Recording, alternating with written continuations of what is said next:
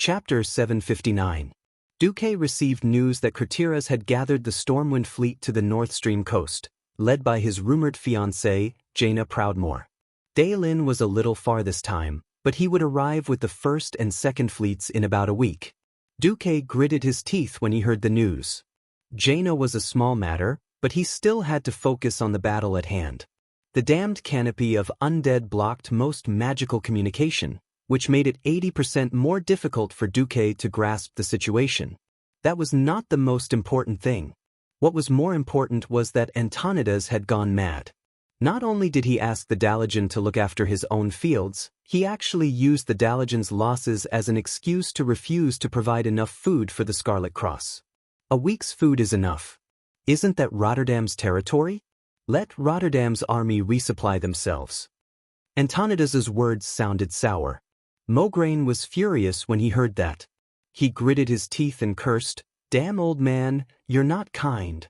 In private, Mograine explained to Duque that this was due to the various conflicts between Rotterdam and the Dalajan during the 10 years that Duque had disappeared. Although the Dalajan was still in the alliance, the relationship between the two countries was already very bad. As the leaders of the two countries grew older, there were all sorts of stubborn old men. Abendis asked Duque, "Then do we just go there like this?" Actually, after so many years, the silver pine forest has regained its vitality. Although the trees are not very tall, they have at least grown back. If the Lord's rations are still fine, we can hold on for a year, let alone a month. Duque shook his head and refused. As a transmigrator, he knew better than anyone else what it meant to have rations before the troops moved. In the history of China, didn't the rations of the three countries also get burned, and Cao Cao turn the tables on them? It would take nearly a week to get to the North Stream coast from here. Including the food that the Dalajan had given them, it would only be enough for 2 weeks. If anything were to happen, the Scarlet Cross army would have to kneel. Although Kultira's fleet was on the other side, Duque's heart was still weighed down by a huge boulder. It was an ominous premonition that made him breathless. After hesitating for a while, Duque still made a decision.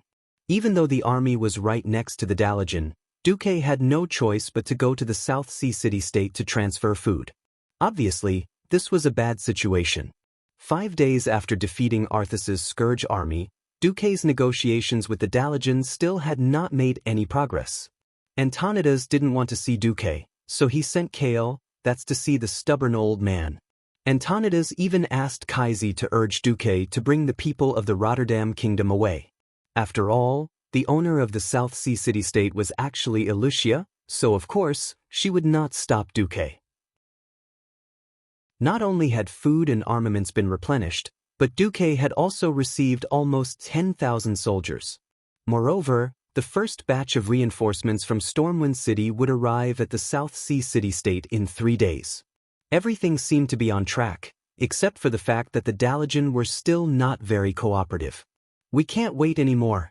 The latest news is that many refugees are flocking to the North Stream coast. There are more and more undead in the Tirisful Glades, and the troops there are not enough to resist the Scourge army, Mograine advised Duque. In the Tirisful Glades, there were only the private armies of a duke and 2 earls, which added up to a little more than 30,000 people. Moreover, their training was terrible. They usually fought wild beasts, occasionally encircled a small number of orcs, and maintained law and order, but against the tide of zombies, even ghosts knew that they would not be able to hold out. Duque had once led an army to defeat the main force of the Scourge army. It was true, but the entire northern continent was filled with the cult of the damned, spreading plagues and constantly creating undead. Only the heavens knew when Arthas would bring out the next million-strong army. At this moment, Duque did something that everyone did not understand. He announced that as a mage and a Kirin Tor Parliament member, he would challenge the Kirin Tor Parliament's chairman, Antonidas. For a moment, the world was in an uproar. The Dalajan was not a standard kingdom, because it was controlled by the Kirin Tor Parliament. Although the chairman exercised the authority of the king, he only had 2 votes in the parliament. In other words, if a policy was opposed by 4 members, then the chairman's decision could also be overruled. Interestingly, because the Dalajan had advocated the supremacy of the arcane for more than 2,000 years, all mages could join the Dalajan regardless of their status. Therefore, the Dalajan's Kirin Tor Parliament membership was almost open. As long as a person did not hold an official position in their original kingdom, they could join the Dalajan. This was why Kale, who was obviously Prince Kuel Salis, could become a Kirin Tor Parliament member because he did not hold an official position. Another requirement to become a Kirin Tor Parliament member was that one must be at least a Radiant Moon Mage. Duque took advantage of this loophole. Because he had just returned to Azeroth, he did not have any official position in Stormwind. Although he was now the commander of the Alliance was different from a kingdom. In the Dalajan's laws, it was not mentioned that the official positions in the Alliance were included. After all, Antonidas himself had the position of a general in the Alliance. Alright, the second loophole was that the Kirin Tor Parliament would rather go without than have a shoddy candidate. In the past 3 years, due to the death of one of the old councillors in the Kirin Tor's 6-member council, there were only 5 of them left in the Kirin Tor's 6-member council: Antonidas, Krasis, Kale, and 2 other councillors that Duke did not recognize. If Duque applied now, there was no need for an election. He would automatically become a Kirin Tor Parliament member on the spot. I declare that my first motion as a Kirin Tor Parliament member is, I want to initiate a duel for the Arcane Throne. I want to challenge Antonida's position as the chairman. The chairman of the Kirin Tor Parliament was elected once every 10 years and could be re-elected countless times. There were only 3 possibilities for a chairman to be replaced midway. The first was that the chairman was dead. The second was that all the members voted against the chairman. The third was that the members challenged the chairman to a duel. The result was that Antonidas had to accept the duel. Kale, was frantic when he heard this news. Duque, what are you doing? Although the Dalajan is not cooperating, you can't forcefully seize the power of the Dalajan, can you? Besides, you're only a Radiant Moon. No, even if you're about to advance, can you defeat a Breaking Dawn mage? This time, Antonidas could no longer sit still. The day after Duque publicly announced the duel, Antonidas appeared in the Violet Square in the heart of the Dalajan. Duque, why do you want to challenge me? Antonidas' hair and beard danced in the wind. The Breaking Dawn arcane spell rippled through the air. Duque's leisurely voice was amplified by magic. You're not willing to fight the Scourge army, nor are you willing to die. I'm very troubled.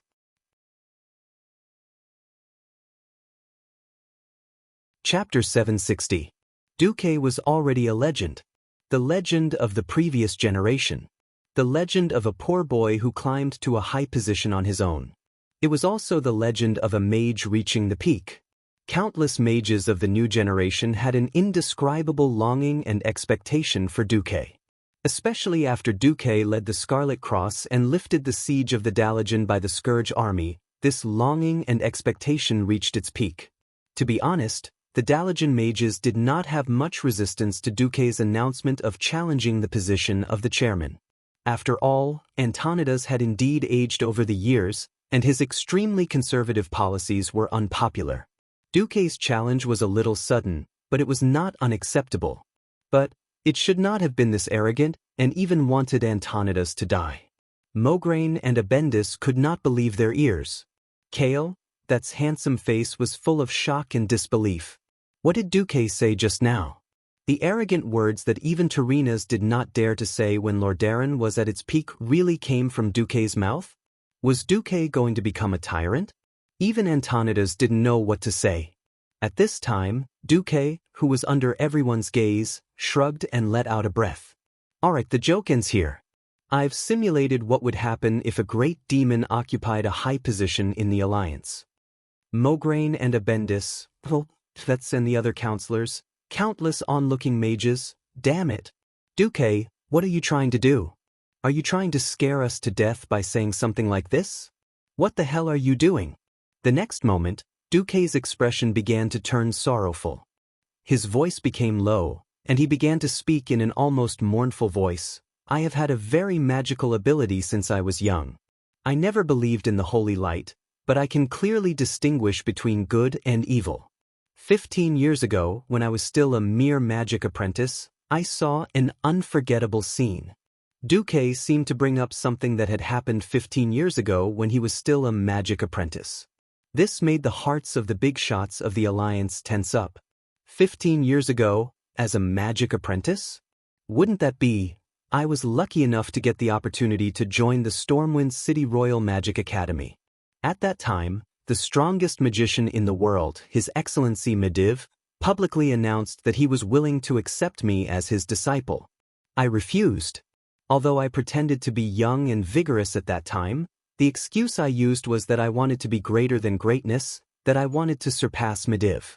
But do you know the real reason? No one knew why Duque refused. However, at that moment, everyone was thinking about the first battle that made Duque famous, the shocking battle with the Medivh who was possessed by the demon king Sargeras in Karazhan. Everyone suddenly thought of something. Yes, they thought of it, but no one was sure. Everyone looked suspiciously at Antonidas, who was fine. Duque continued in a low voice, "Yes. Everyone guessed correctly. I have an extraordinary talent to see through the appearance of things. Back then, I could tell at a glance that Medivh had been possessed by a demon. However, back then I was just a magic apprentice and no one would believe my words." Duque suddenly pointed at Antonidas, tears in his eyes. "Now, in the name of the Alliance's commander, I order Mograine and Abendis to use exorcism to attack Antonidas." Exorcism was not an offensive spell for ordinary races, but for the undying and demons, it was a poison. Normally, mages and priests were notorious for not getting along. This was a battle of ideas. After all, one believed in the more materialistic arcana that could be explained by theory, while the other believed in the holy light, pure idealism. Thus, there were no churches of holy light in the Daoist. The only priests were mostly battle priests that had been invited back. No one would be so bored as to use exorcism on a Breaking Dawn great wizard for no reason at all. But that was Duque's order. Mograine and Abendis led a group of holy knights and rushed over. As soon as they were in range, a large amount of holy light would be thrown at them. Time seemed to freeze. The faces of every Dalaran wizard were filled with utter stupefaction. They could not figure out if this was a power struggle or something else. Antonidas shouted, "Duke Marcus, what are you doing? You are using the Alliance's power to rudely interfere with the Dalajan's internal affairs. Do you think you can get away with this? Stand down, or I will announce that the Dalajan officially leaves the Alliance." The muscles on Duque's face trembled, and his tightly clenched fists shook. "Leave the Alliance. You have no right to do that, Balnazar the Dreadlord." Finally, as the last word left his mouth, Duque made his move. Dozens of mage hands suddenly appeared in the void, each of them holding a bottle of holy water used to exorcise evil spirits. The bottle opened, and the glittering holy light poured down on Antonidas's head. If he was still the Antonidas from before, nothing would have happened even if he was drenched. But he was not. Faced with the sea of holy light, he did not use any magic. Instead, he used his aged body to dodge the attack.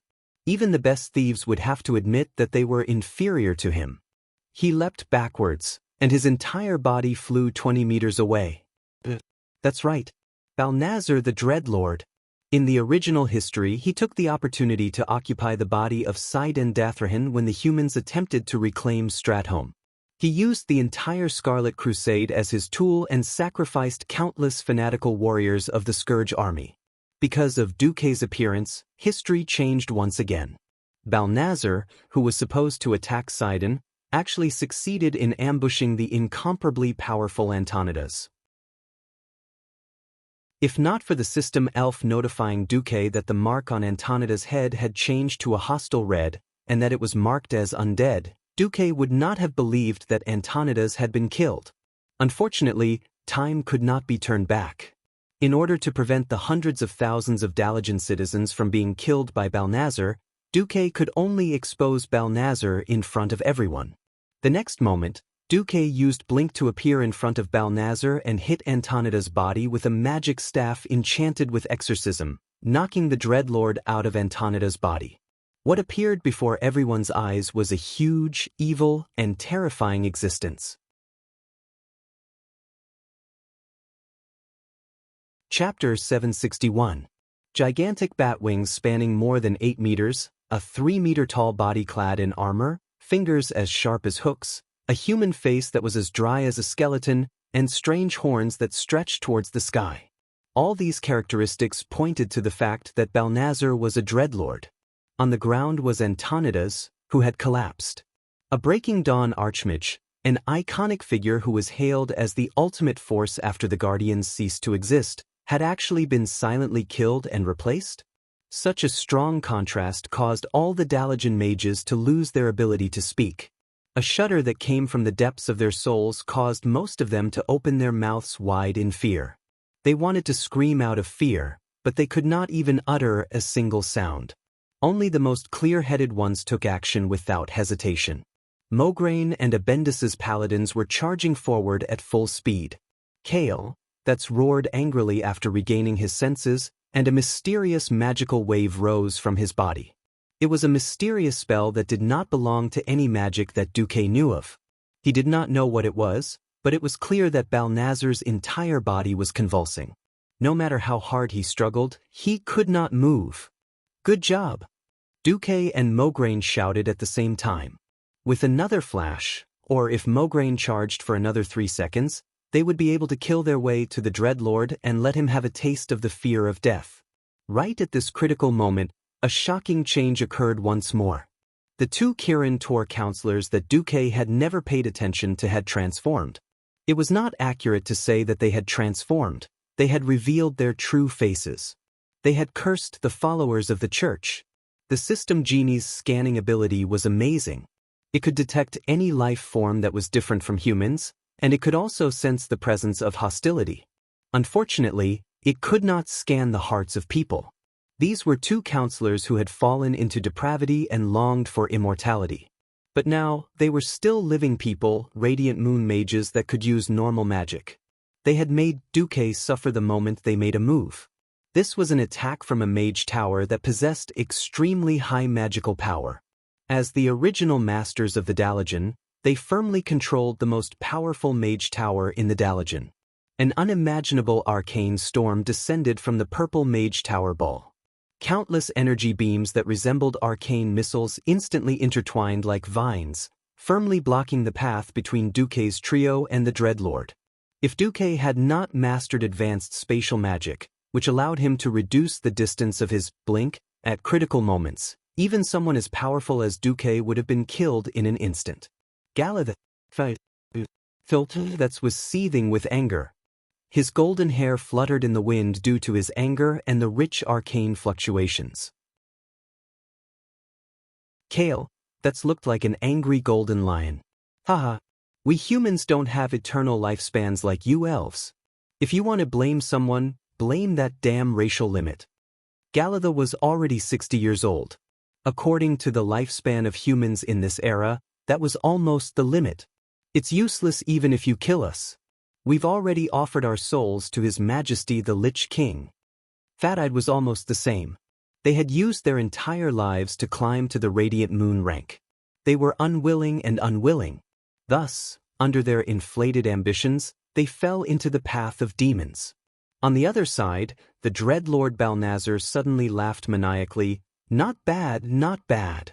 Duke Marcus, you're truly a human hero. You actually discovered our trap in advance. But so what? Everything will end. Dark circles of light appeared on the marble tiles of the Dalajan Square. The entire square buzzed, as if indicating that something was about to break out of the ground. At first, the mages and apprentices near the square retreated in fear. However, apprentices were the most curious people in the world. Relying on the magic shield of the high-level mages, they actually stretched their necks to witness what was going to happen next with their own eyes. Idiots! Run out of the city! Rendezvous with the army! Duque's loud roar finally woke the bunch of idiots up. They finally began to shout and retreat. Of course, it would be more appropriate to describe it as running away. Countless circles of light appeared behind the Dreadlord. Liches floating in the air stepped out of the teleportation gates, followed by gargoyles flying in from the distance. There were also cave demons rushing out of the teleportation gates on the ground, as well as zombies and skeleton soldiers surging out of the various cellars of the Dalagen. The huge tiles were overturned, and huge dragon skeletons began to climb out of the ground. They roared soundlessly. First, it was the dragon heads. However, the ground of the Dalagen was a little too sturdy, and it looked like it took a lot of effort for them to climb out. Duque's face instantly turned pale. He had been so focused on reminding Sindagosa of Maligos that he actually forgot that there were hundreds of dragon corpses in the Dalagen as well. This was done by him and Antonidas in the shattered ridge of the Alterac kingdom back then. It was obvious that the Dalagen had paid a huge price to move the dragon corpses and dragon skins into the underground warehouses of the Dalagen. F***ck. This time, even Duque could not help but curse. Duque could totally imagine that it wouldn't be long before the sky of the Dalagen would be occupied by those damned bone dragons. At that moment, the Dalagen would understand what it meant to cover the sky. There were screams everywhere, and panic was spreading everywhere. If they continued to stay here and fight against the Calamity Army, they would be courting death. Not to mention Kale, that's brought even worse news to Duque. Duque, not good. Tirani's remains are in the warehouse beneath the Dalagen city. Hundreds of thousands of alpacas ran through Duque's mind. Damn, Tirani's was also an ancient dragon. If he was turned into a bone dragon, he would definitely be a terrifying existence on the same level as Sindagosa. There were so many monsters, how could he fight them? Duque immediately made a decision. Retreat. Duque's shouts rang out in all directions. Ha! Do you think you can still leave? Leave your lives here and obediently become the slaves of His Majesty the Lich King.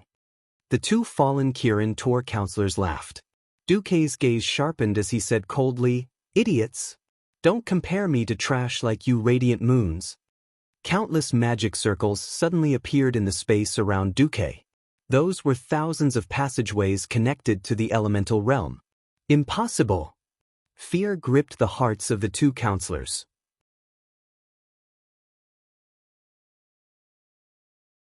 Chapter 762. The Wizard Tower was supposed to be the protector of the wizard apprentices. Just as the Wizard Tower, which contained all kinds of elemental energy, was about to attack the wizards, Duque suddenly opened up countless elemental passages. This should have been impossible. Those who played magic would naturally not want others to use magic to attack them. In the capital of magic, the Dalagen, the passages to the most powerful elemental realm were all controlled by all kinds of magic formations, restrictions, and seals.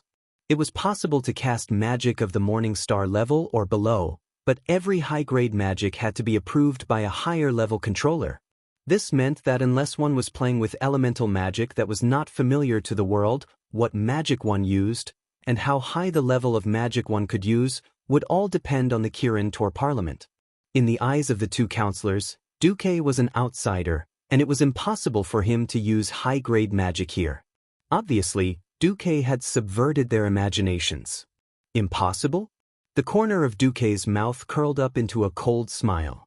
Did you really think that after staying in the void for 10 years, I did nothing but work as a secretary every day?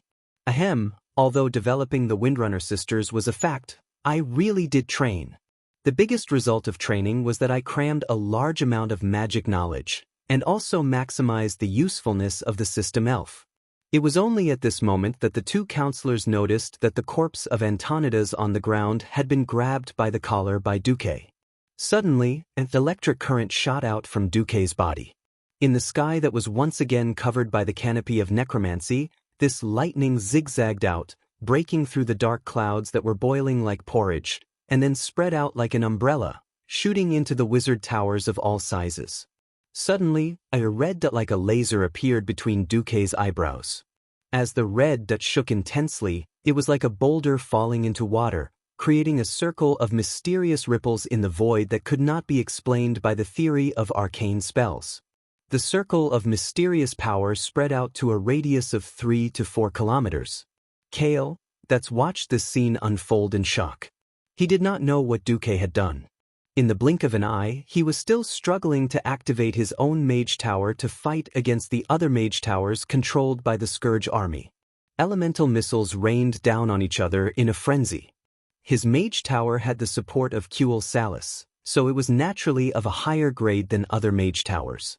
However, the size of a mage tower was strictly regulated in the Dalajan. No matter how big Kale, that's wizard tower was, it could not compare to a Breaking Dawn wizard's wizard tower. His wizard tower was already at a disadvantage. After all, there were many bastards who had sided with the Calamity Army. 2 radiant moons and 28 morning star wizard towers of various sizes had attacked his lair. Kai Zi was still thinking that if Antonida's wizard tower attacked him, he would have to kneel. Who knew that in the blink of an eye, the situation would be reversed? Standing at the center of the Dalajan city, the largest and most magnificent 7-story mage tower finally shone with a dazzling ice-blue radiance. Not good. Half a second ago, Balnazar, who had been grinning maliciously as the mastermind behind Dalaran's destruction and watched as tens of thousands of mage apprentices fled for their lives, was so frightened that his face turned as white as a sheet of paper. Having possessed Antonida's body not too long ago, he knew better than anyone how difficult it was to deal with Antonida's defensive magic system. After the ambush had succeeded, Antonida's soul had been taken away and offered to Arthas. Now, all that was left was the old man's body. Even he, the possessor, would not be able to control Antonida's wizard tower with this body alone. Now that the wizard tower was glowing, it naturally had nothing to do with him. The white light that gathered on the Breaking Dawn wizard tower grew stronger and stronger. It was a huge hexagonal ice flower that was a kilometer in diameter. Relying on the surging mana stored in the wizard tower, it floated in the air in a translucent form. The liches on the Calamity Army's side finally noticed the abnormality above their heads. Be it them or the low-ranked Undyings, they all raised their heads stiffly and watched as the huge illusory ice flower turned into countless dazzling ice arrows that rained down on them. Countless rays of white light extended from the edges of the hexagonal ice crystal like a giant tree falling from the sky. In an instant, countless undead monsters were completely penetrated, and the weaker monsters were directly annihilated.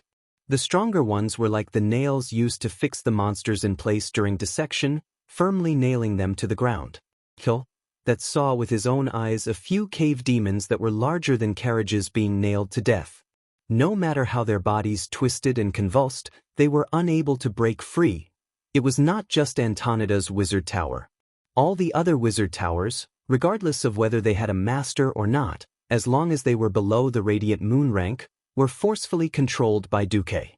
The result was that apart from the 2 Radiant Moon archmages from the Church of the Damned, all the other wizard towers unleashed overwhelming firepower at the Calamity Army.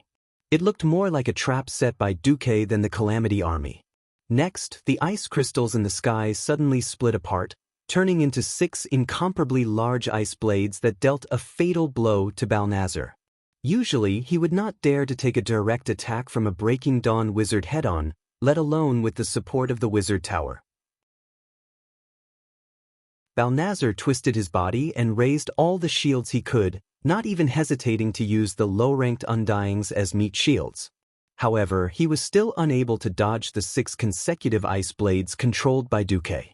Duque had long since calculated all the dodging routes of the Dreadlord, and easily allowed Antonida's wizard tower to unleash its ultimate attack on the Dreadlord's vitals. Balnazar immediately let out a mournful howl. In the next moment, the sound of wind erupted from his body, and many holes suddenly burst out on his huge body. Not a single drop of blood flowed out of the holes, and instead, a whistling cold wind sprayed out. Soon, very soon, the Dreadlord's body became bright and white. No, it was already translucent. Go to hell! Dooku roared and clenched his fists. Balnazar's body immediately began to crumble. This was a saturated attack from the ice elements that far exceeded what his body and soul could endure. Not only did the massive amount of elemental power frantically destroy his body, it even tore at his soul. In the final moments of his life, his body emitted a dazzling white radiance, and then collapsed with a loud bang, turning into countless elemental fragments that were finer than dust, dissipating in the wind. Dreadlord Balnazar had died in battle.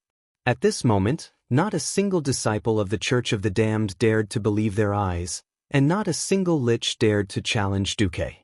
This was the first time in history that someone had destroyed a dreadlord's soul for eternity.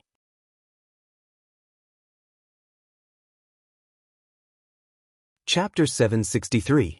Good job, Kale, that's shouted with all his might. This prince, who had been the crown prince for over 1,000 years, was rarely excited. But he did not expect Duque to carry Antonida's corpse and say to him, "Retreat! I'll give you 5 minutes. Take the most precious thing in your wizard tower and retreat." Kai Zi was stunned. Didn't we have the upper hand? Duque rolled his eyes. Upper hand? Did I do too well, giving you the illusion that we had the upper hand? The Daligen is finished. Didn't you obtain Antonida's authority? Duque smiled bitterly. If he really is dead, Duque gritted his teeth. What I'm most afraid of is that he'll die and come back to life. Sometimes, Duque wanted to slap himself in the face. The good didn't work, but the bad did. Almost as soon as he finished speaking, Antonida's corpse, in his hand, suddenly mutated. It was a violent wave of darkness that completely surpassed that of a radiant moon mage. Instinctively, Kale, that stabbed with a dagger wrapped in flames. Unfortunately, it was completely useless. Whether it was the physical attack of the dagger itself or the fire element lingering on the dagger, they were all repelled at the same time. Duque and Kai Zi's faces instantly turned pale. Low-level mysteries were destined to be rejected and dissolved by higher-level mysteries. This phenomenon could only mean one thing: Antonida's soul was coming back, and in the form of a fallen one. Go! Without hesitation, Duque and Kale, that's immediately used long-distance flash to leave. What kind of joke was this? A Breaking Dawn mage had fallen. This was earth-shattering news that was no less than Arthas' fall. Duque gritted his teeth so hard that they almost broke. What was going on? Didn't Arthas let Antonida's soul go after conquering the Daligen? He let the soul of the former super-powerful pharaoh wander the ruins of the Daligen as a wandering ghost. Until this moment, Duque did not know that Antonida's fall was actually his fault. It was precisely because of his appearance that the first time was in Lordaeron City, and the second time was in the Battle of the Daligen, where he had ruthlessly thwarted Arthas' offensive. This caused Arthas to suffer greatly. Then, because Uther's soul forcefully rejected the corrosion of Frostmourne, and refused to fall no matter what, this made Arthas angry.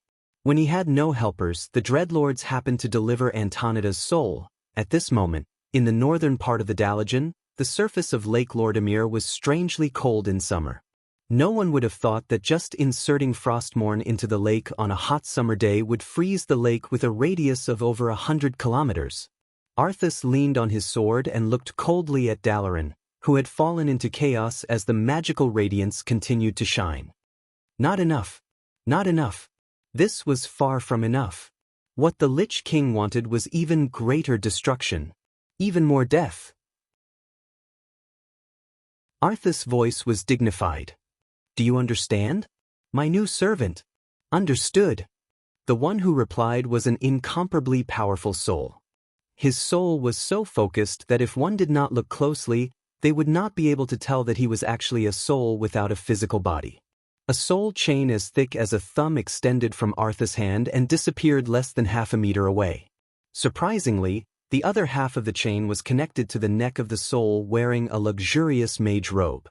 That powerful soul was naturally Antonida's soul. Even though he did not have a physical body, Antonida's subconsciously swallowed his saliva. His soul was filled with bitterness. The old mage could not help but recall the scene not long ago. His gray lips twitched. The Dreadlord was indeed the most treacherous and terrifying creature in the universe.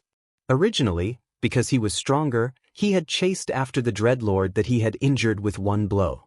Unfortunately, most of the Dreadlords were award-winning actors. By the time he left the main battlefield, there were already 4 Dreadlords working together to seal off the surrounding space. Then as many as 18 different debuffs were applied to him. Then he knelt down. His soul was extracted while he was still alive. Then, as if by magic, a Dreadlord turned small and entered his body, taking over his body. When he came back to his senses, he saw Uther's cold corpse and Arthas, who had just finished killing his master. Antonidas tensed his spirit. In his soul state, his hairs and beard stood up in anger on his blurry face. "I won't give in, you heartless degenerate. Executioner! You even dared to kill your father and master. What else do you not dare to do? I will not yield. No matter how you torture me, I will not yield. Destroying me is the only thing you can do." What Antonidas didn't know was that Arthas had just suffered another major setback in her attempt to corrupt Uther's soul. The grayish-white lips of the former prince twitched. Then, the prince revealed a hideous and twisted expression that did not match his handsome face. "As you wish, self-proclaimed righteous mage. I just don't know if your soul is as pure as my teacher's, and if your will is as tenacious as his?" The prince even walked over and waved his sword. Instantly, Antonidas' ears rang with the pained cries of countless souls. Ah, those were the cries of despair of millions of women before they died. No, those were the cries of a man who could not protect his wife and children before he died. Mama, mama. Those were the heart-wrenching cries of a child who had yet to grow up in the most terrifying moment. Antonidas let out a sob. He couldn't tell if he was crying out of fear, or if he was crying out of regret. But he knew very well that this short, hoarse sob had nothing to do with anger, hatred, or justice. Among the 7 nations of the Alliance, the Dalajan had the least concept of so-called evil. In more than 2,000 years of history, countless mages had tried forbidden magic experiments. That was why the Tirisful Assembly later came into being. It regulated the scope of magic that mages could use and stopped those experiments. But deep down, every mage did not have a clear concept of so-called morality. Antonidas's soul, which was imprisoned by Tichondrius, faced the phantom of the blade of Frostmourne. He had no room to resist. The resistance he imagined did not exist at all. The phantom of the rune sword pierced through him. Cold. It was so cold as if he still had the body of a living person. A bone-chilling sword pierced through his old body and broke open his thin chest. No!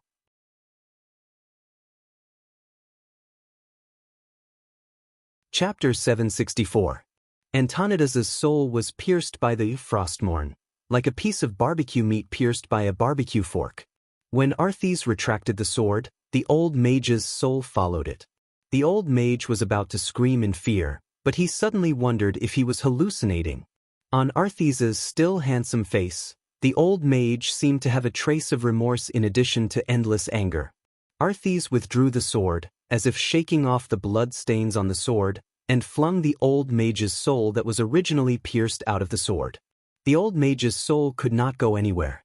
He curled up on the floor like a living thing. The cold feeling from the depths of his soul made every molecule of his soul tremble. The indescribable pain seemed to tear his soul into pieces. He subconsciously stretched out his soul-shaped arm to cover the wound on his chest, as if blood was coming out of his chest, as if his palm could give his heart warmth. "Destroy me!" Antonidas was almost begging and said weakly, "I pray for a quick destruction." Antonidas's senses began to dull, and even his voice became indiscernible. Arthas's voice suddenly came. "Based on what you have done, it is not that I cannot give you a peaceful rest." This gave Antonidas hope. In the next second, Arthas personally extinguished this hope. Unfortunately, if you want to blame someone, blame Duke Marcus for ruining my and the Lich King's plan, and then Uther for refusing the embrace of darkness. I can't bear a third failure. Fear turned into countless sharp nails that pierced into his soul, but this feeling only lasted for a moment, and soon dissipated as everything around him became blurry. Will Arthas resurrect me? Turn me into a shambling and inferior zombie? No, he murmured, his voice full of resentment and indignation seemed to come from the distant mountains. I am Antonidas, an existence that could have been the world's greatest mage. How could you turn me? Before he finished, Antonidas lost all senses. He thought that this would be an eternal slumber, where all the pain would disappear, leaving only the soft darkness and endless comfort and tranquility. He thought that there would be no more open or covert struggles between the Parliament and the Alliance, and that he could finally put down the heavy burden of being the leader of the Daoist and rest forever. Unfortunately, the sudden pain pierced through his soul. This was not pain that came from his five senses, but an excruciating pain that he had never experienced before. He had once failed in an experiment and burned half of his body. He had once had his arm smashed by an ogre during an adventure. No physical pain he had ever experienced could compare to this torment. Antonidas suddenly realized that this was the torture of the soul. It was impossible for him, who had been captured by the runic sword, Frostmourne, to have a warm and peaceful death. The power of the demon sword was so violent that it tortured the souls of 100 people in one breath. The unbearable pain caused an impulse to surge up from the deepest part of his soul. This impulse went straight through his entire soul. The pain in the depths of his heart could not be vented, and the intense pain could not find any way to escape. This high-intensity torture easily broke through his will.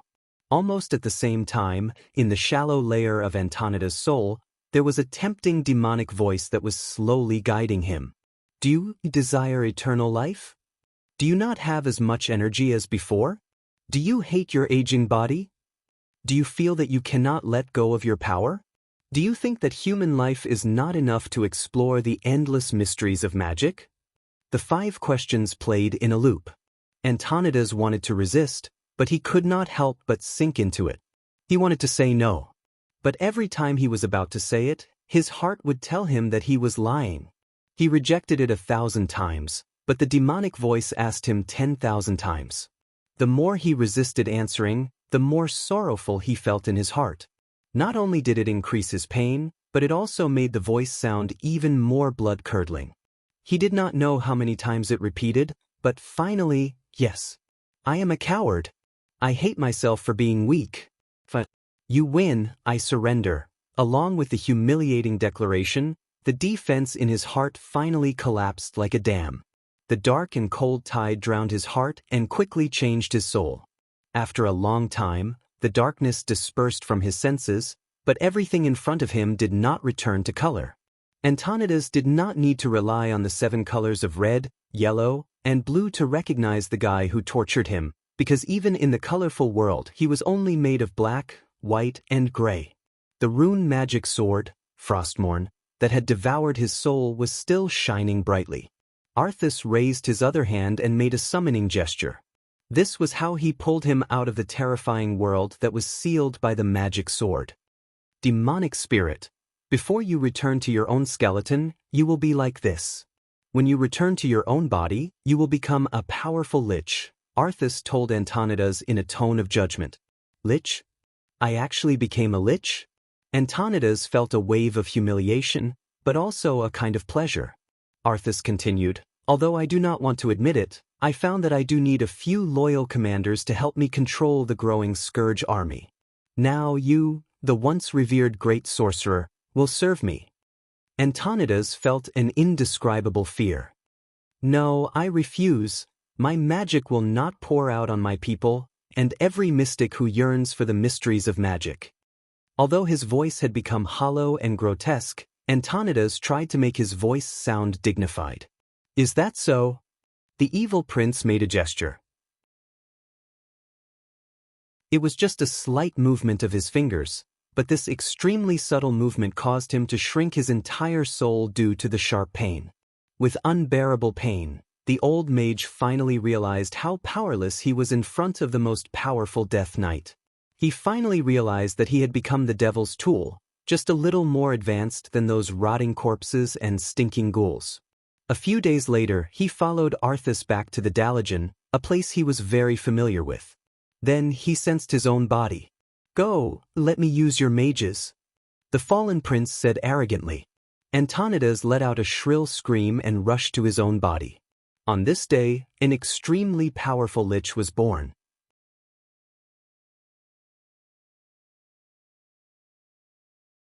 Chapter 765.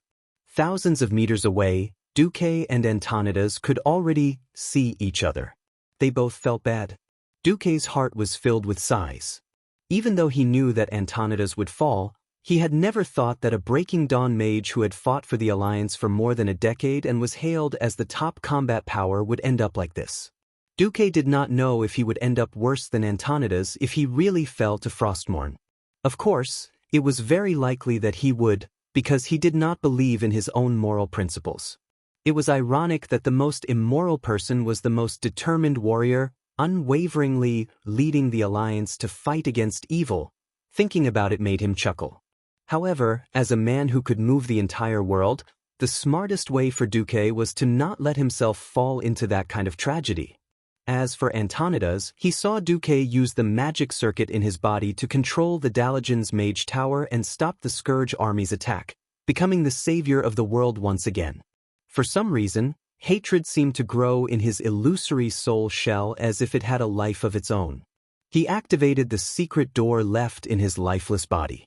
Like a child pouncing on a brand new toy, he rushed over impatiently. He knew that no matter how far away he was from Arthas, there was an invisible chain that chained him to the hands of the fallen prince like a dog.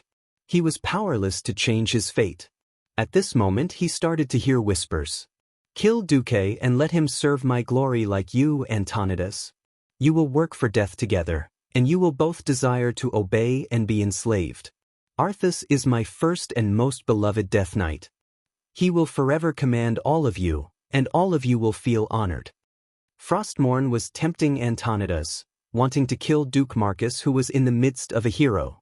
It wanted to pull that great hero of the Alliance into the same situation as him. If the commander of the Alliance became a lich, it would definitely be a huge blow to the entire Alliance. Antonidas' face started to show a cold and hollow laugh. As long as I return to my body, I'll become a peak-breaking Dawn Great Lich. Evil whispers were the most terrifying brainwashing in the world. This was not a simple hypnosis, but a kind of gradual inducement, constantly exerting influence on the soul until the victim took the imposed will as his own. Antonidas's soul flew over.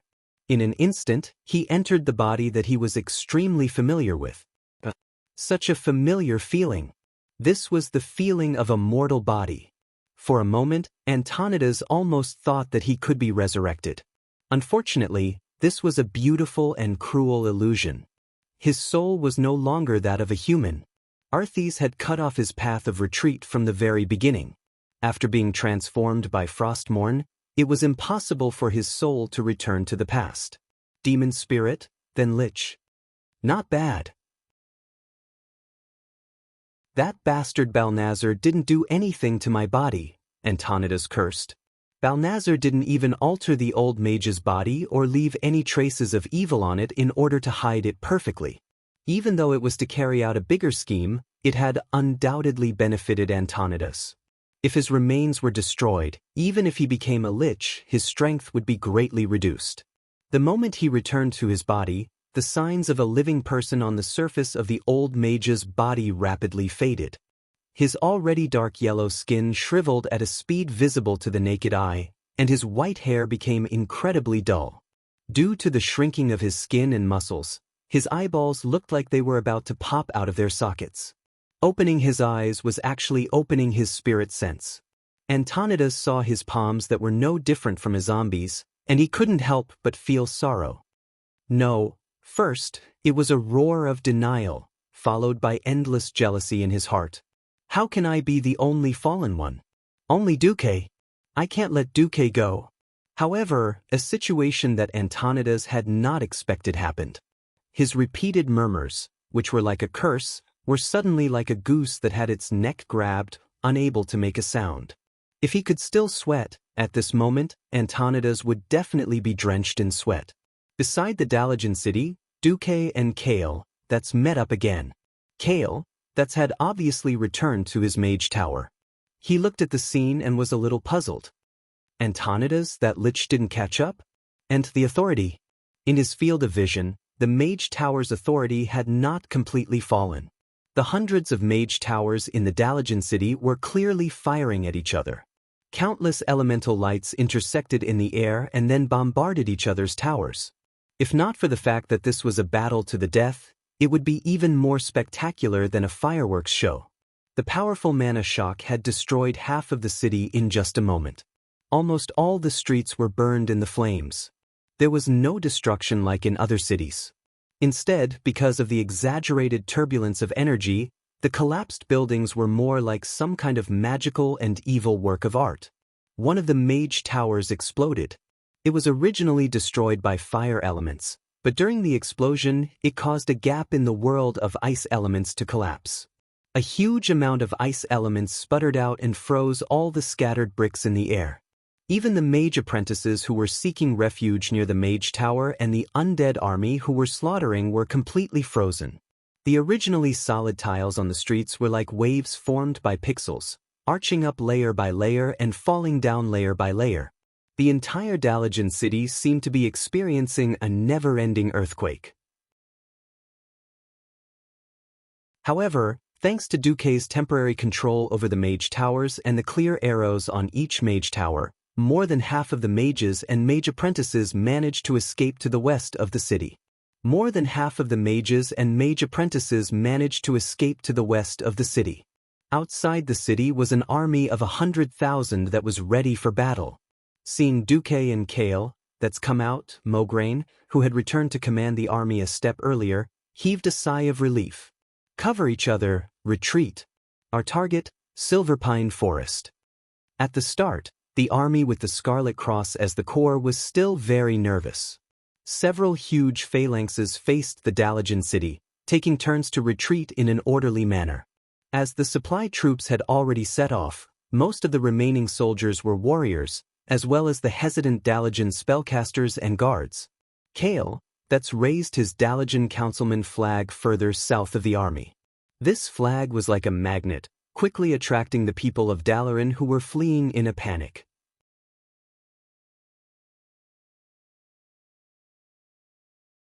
Chapter 766. Countless undead rushed up from the shores of Lake Lordamir. However, before they could successfully break through the Scarlet Cross strict phalanx, they were stopped by endless traps. At the very front was a large pile of rakes, similar to what Duque Pigsy used before he transmigrated. They were simple rakes with bottles of holy water tied to the end of their long handles. As long as an undead stepped into the trap, 1 or 2 bottles of low-grade holy water would be thrown out. For humans, it was no problem at all. For the undead, it was the most terrifying sulfuric acid. Then there was the trigger-type flame trap, which looked like a blower. As long as an undead stepped on it, it would immediately spit out a ball of flames. Finally, there was fire oil mixed with divine power, which was fired directly from the catapults through ceramic oil tanks. Regardless of whether there was a canopy of undead in the sky, the moment the oil in the tanks came into contact with a spark, it would immediately spread towards the Calamity army. At this time of year, the summer wind blew from the west to the east in the Dalian. Unless Arthas had the ability to suck away all the oxygen or change the direction of the wind, no matter how many undead came, they would all be burned. Not to mention the FFF regiment's flamethrower team that was standing in front of the formation, ready for battle. After 10 years of improvement, the flamethrower team, which originally required vehicles to carry fuel, had become Duque's ideal 2 types of soldiers. The first was portable. The soldiers carried the oil tanks on their backs and spat out flames using human hands and hydraulic pressure. Although the range of the flames was not long, the individual flamethrower had been successfully developed. The second was a steam-powered flamethrower tank. It was also powered by human hands and hydraulic pressure, but because of the vehicle, it could move on its own and spit flames up to 50 meters away. These 2 types of flamethrower were definitely the Calamity Army's greatest nemesis. Duque was very ruthless. The oil he used had been blessed by the priests and refined by the holy light. Because oil could float to the surface, to extinguish the fire, sand could only be used, and not ordinary sand. It had to be sand that had been soaked in dark power. On the other side, looking at the frozen lake, Mograine was very worried. Duque, if Arthas uses her magic sword to freeze our army, Duque waved his hand. If a demon sword can freeze the entire city, then we should just hang ourselves and join the Doomsday Army. Not to mention Mograine, even Abendis was stunned. This, Duque narrowed his eyes. I have a speculation. The demon sword Frostmourne is indeed an unimaginably powerful demon weapon, but it's definitely not invincible. Mograine asked, "You know the source of Frostmourne's power?" It's nothing more than souls in pain and despair. In order to exert power that transcends the mortal world, Frostmourne needs to absorb at least 1,000,000 souls, but I can see that Frostmourne's condition isn't good. What Duque saw was naturally the result of the system elf scan. Due to the distance, it was only a very rough scan. In the end, the power of Frostmourne was not as good as it was during the First Dalajan War. Duque did not know that Arthas had fought with Uther. He speculated that Frostmourne had used a large amount of dark energy to heal Arthas's injuries. Now, Duque did not even use his mages. Just the flamethrowers alone were enough to stop the Doomsday Army. This made Arthas very angry. Not to mention, many of the mage towers that had been used to surround and kill the Dalajan were still under Duque's control. The bombardment between the mage towers sputtered immeasurable elemental power. These chaotic and violent elements caused a terrible storm in the entire Dalajan city. Everything in the city was blown to pieces. The ordinary houses that had lost their magic protection were like building blocks that had been smashed by a heavy hammer. The loose walls and roofs disintegrated like countless pieces of paper, flying in the energy storm. A moment ago, there might have been some mages or apprentices struggling at death's door, but now, all that was left were dead. The ordinary dead or the incomplete undying. As long as any mage tower could not withstand the enemy's attack, it would immediately explode, and then the flames of destruction would continue to spread forward. The bone dragons that had been trying to climb out of the ground were useless. Before they regained their freedom, there were a few loud explosions, and immediately, broken bones flew everywhere. The mage tower that could not withstand the attack of the enemy mage tower would explode. The mage tower that was about to be controlled by Antonidas would also explode. Once the mage tower that contained amazing magic exploded, the earth would shake and the mountains would shake, creating a super large pit with a radius of more than 100 meters. Within the range of the explosion, everything was naturally turned into ashes. Even the bone dragons could not withstand the violent energy. A little further away, the flying stones fell like hailstones on the heads of the surrounding undying. If they still had life or felt pain, they would definitely be screaming and crying. Arthas, who could not bear it any longer, directly gave the Great Lich a soul punishment through the spiritual connection. "Antonidas, what the hell are you doing?" The sharp pain caused Antonidas' withered body to shrink into a ball. "Forgive me, my commander. Duke Marcus is too despicable." With a speed beyond the imagination of all the mages, he cracked the magic keys of more than half of the Dalajan mage towers and then reset the keys. When we tried to regain control of the mage towers, he had already rewritten the keys and set a trap. As soon as we tried to crack the keys by force, he would make the mage towers explode. Not to mention that Duque had nothing to do with the Dalajan. Rather than letting the Calamity Army take advantage of it, it was better to use it as a bomb. After listening to Antonida's long-winded explanation, Arthas finally understood that the magic key of each mage tower was supposed to be unique. Although as the president, he could coordinate the firepower of the mage towers so that the whole city could work together, the coordination itself had to be approved by the owner of the mage tower. The problem was that, for some reason, Duque had actually used the president's authority to coordinate the various mage towers to directly crack the magic keys of nearly 70% of the mage towers during the short period of time he had Antonidas's body. Normally, cracking the keys was not impossible. Generally speaking, it only happened during the exploration of ruins and other events. Moreover, the cracking of every magic key basically took days or weeks as the unit of measurement. Who would have thought that Duque had such a heaven-defying thing as the system genie? Just by knowing the date of birth, hobbies, and so on, he could directly input it into the system and let the system use the high-speed exhaustive method to continuously test the password.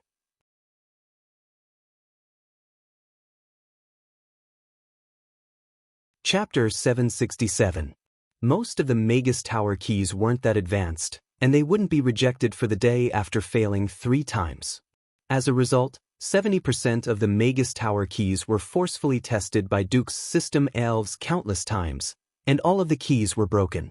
The next step was naturally to change to new keys and unify the control. If not for Antonida's going all out to regain control of the Breaking Dawn Wizard Tower, Duque was confident that he could use the Morning Star and Radiant Moon Wizard Towers to make the Calamity Army unable to return from the city. Unfortunately, while dreams were beautiful, reality was cruel. At the end of the day, this was not a trap specially designed for the Calamity Army. If it had been, the Calamity Army would not have lost so little. When Duque made his move, he would definitely make Arthas bleed out all the oil in his bones.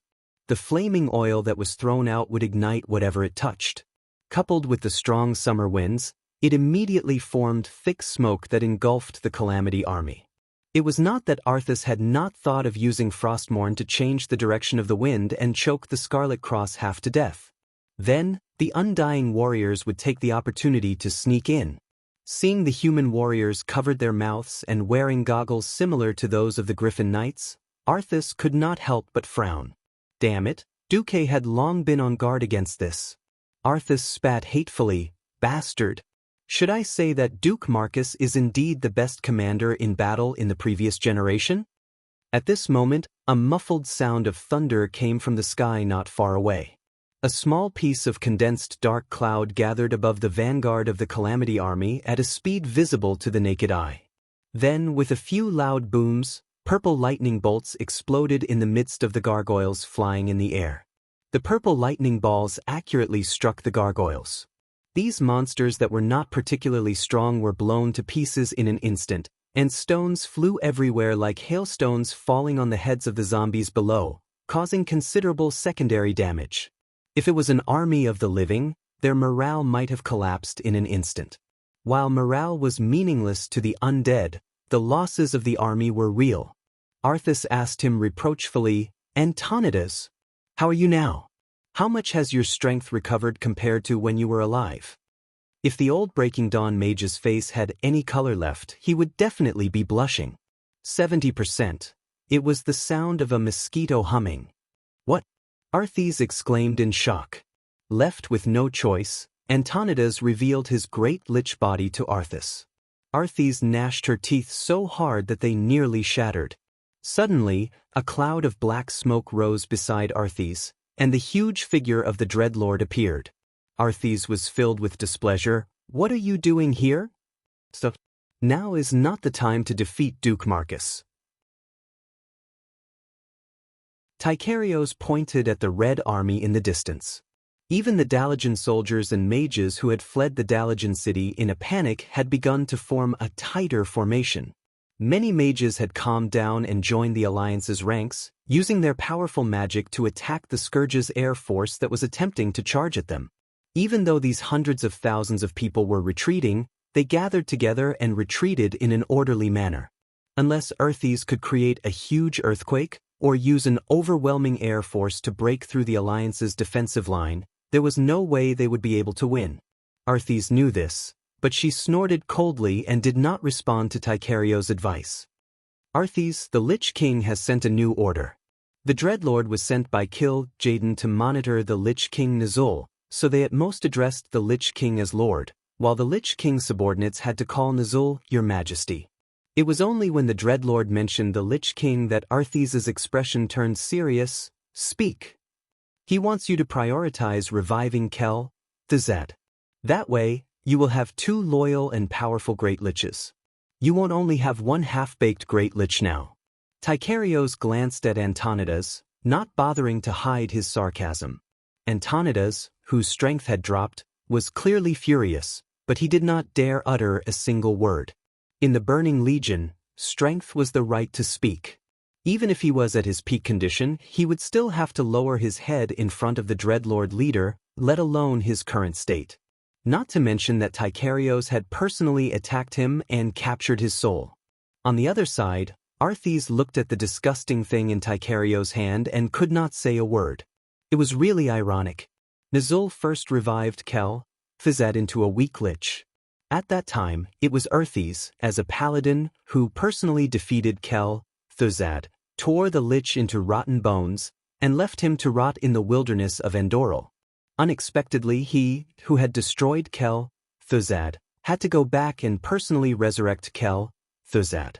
Was this a kind of reincarnation of fate? Arthes's face sank. What do I have to do? You need to attack here. On a map of the Lordaeron continent made with magic, the Dreadlord's finger pointed to the map of the northernmost kingdom. Arthes's pupils suddenly shrank. I understand. With a thought, almost all the middle-level commanders of the Scourge received the order. The undead army no longer pointlessly attacked the line of defense made of flames. They began to slowly retreat, and many zombies and skeletons directly retreated into Lordaeron Lake. Duque made a hand gesture, and the army began to speed up their retreat. Half an hour later, the Alliance and the Scourge completely separated from each other on the battlefield. Duque ordered, "Be on full alert. We will retreat to the North Stream coast." Abendis had a question. Why don't we retreat to the South Sea City? If we want to reorganize the Dalajan army, it will be better there. Duque shook his head. From the beginning, this has not been a Dalajan problem. This is the most terrifying disaster that the entire Lordaeron continent needs to face. Abendis nodded in agreement. In the following week, after some calculations, Duke led 150,000 soldiers, along with more than 90,000 magicians' apprentices, Dalaran's craftsmen, and civilians, from east to west across the Silverpine Forest. Near the South Stream coast, the situation became very interesting. To the south of the South Stream coast was the nervous Gilnis Kingdom. A large number of troops were stationed at the Grey Main Wall. On the South Stream coast, there were more than 100,000 orcs who were not ready to retreat. On the east side of the coast, there were more than 200,000 soldiers and civilians passing from south to north.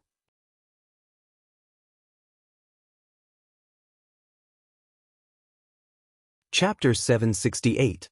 What was rare was that both Duque and Thrall restrained their subordinates. They didn't even attack each other's scouts or civilians. Most of the time, the wolf riders and human riders would just look at each other, and one would head west, while the other headed east. Every day, every moment, every minute, Thrall felt like he was walking on thin ice. These days, Thrall didn't let Doomhammer move more than a meter away from him. Relax, Thrall. You won't make it to the Grim Odor continent like this, Gromhell roared. I understand, but whether it's that terrifying Duque or the Death Knight Arthas, they're not enemies our tribe can fight against right now. I have to be careful. Thrall opened his bloodshot eyes and shrugged. Duque won't attack us, Grom said confidently with Bloodhowl on his shoulder. How can you be so sure? Thrall retorted. Based on my instincts as a top-level warrior. Grom poked his chest with his left thumb.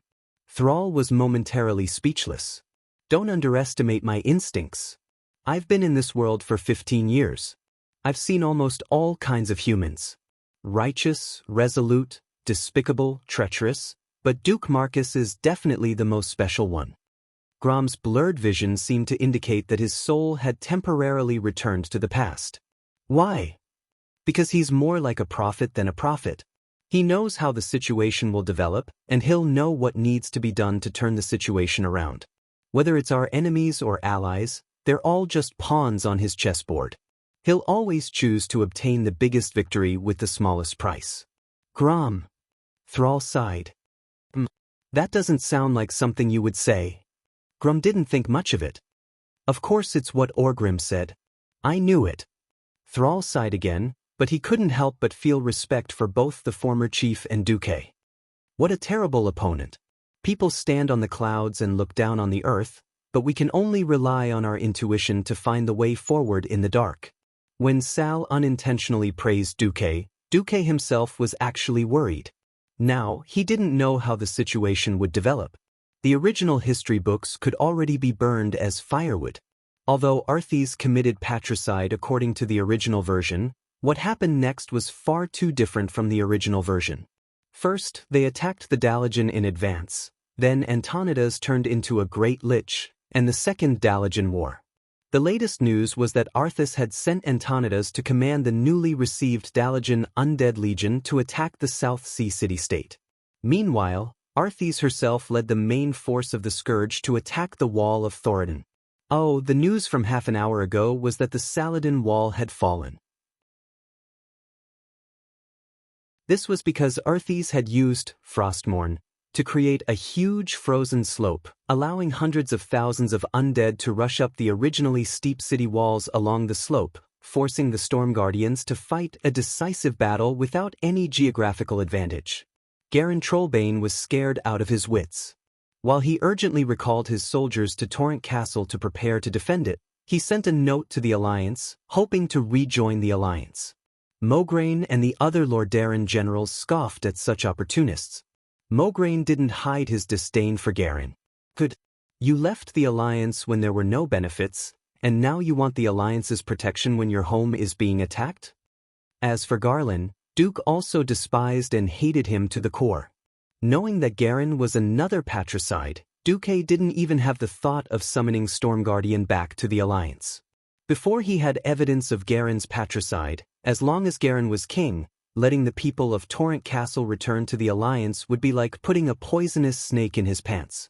Duke wouldn't do such a suicidal thing. He could only wait for Torrent Castle to fall or Garen to die before Duque came out to clean up the mess.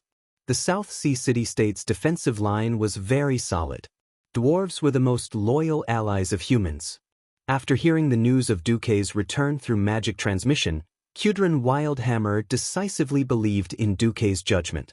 He very boldly emptied the entire Eagle Nest Kingdom before the Scourge army attacked the Hillsbrad Hills.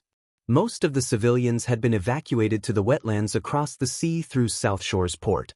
The remaining Griffins joined up with the main force of Magni Bronzebeard's Iron Furnace Castle to guard the long defensive line of the South Sea City-State. Because Antonidas was unexpectedly weak and didn't have the demeanor of a Breaking Dawn Great Lich, this defensive line seemed impregnable under the cover of all kinds of black technology and enhanced firepower. The Dark Portal, 3rd of August, year 15. The army led by Duque finally met up with Kurtira's navy on the North Stream coast. To the west was the endless sea that was once thought to be endless. But at this moment, the entire coastline was like a dense forest of sails, connecting the sky and the sun, looking endless. Seeing such an exaggerated number of fleets, even the proud people of Lordaeron had to admit that in the past 10 years or so, the two new hegemons of the sea, Kurtiras and Stormwind, had long surpassed the imagination of people. That was a huge fleet of more than 1,000 ships. Every year, Lordaeron's surplus food was transported through the sea trade route to Loch Moden and other areas of the southern continent, then loaded with ore and ironware to Stormwind Port further south to support the defensive line of the Cursed Lands. Finally, from Stormwind Port, luxury goods from the western wilderness and other areas were transported to the South Stream and North Stream coasts, flowing into Lordaeron and Dalagen areas. It was a perfect triangular trade that never left empty ships. This long and prosperous sea trade route supported nearly 1 million people who lived by the sea. It also supported such a huge fleet. Today, whether it was merchant ships or warships, there was an explosive increase compared to the poor sea transport capacity of 15 years ago. More than 1,000 ships that could carry more than 200 people was only the first batch. More warships and cargo ships were still on the way. On the largest ship, the Ice Queen, Jaina looked towards the shore, and Magna Aegwin stood beside her. Magna teased Jaina, "Oh, it's a rare meeting with your fiancé today. Cheer up and show your best side." Jaina laughed lightly, including the fact that I'm already a radiant moon mage? Of course. At least let him know that you're no longer the little magic apprentice you were back then, but a strong woman who can take charge of things. We're both radiant moons, we can't let him suppress you. All right. An extremely cold elemental undulation that gave off a faint sense of warmth was released from Jaina's body. But in the next moment, Jaina and Magna's expressions changed.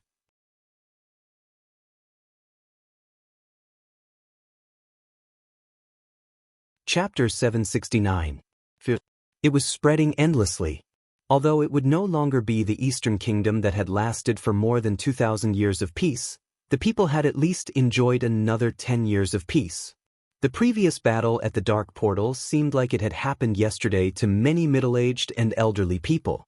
The horror of yesterday had yet to completely dissipate, and the dark clouds of death once again shrouded the heads of every living being. The Scourge Army. The undead. Eternal slavery that could not be escaped even after death. When the terrifying stories that were used to scare children in myths and legends became reality, the fear in people's hearts could no longer subside.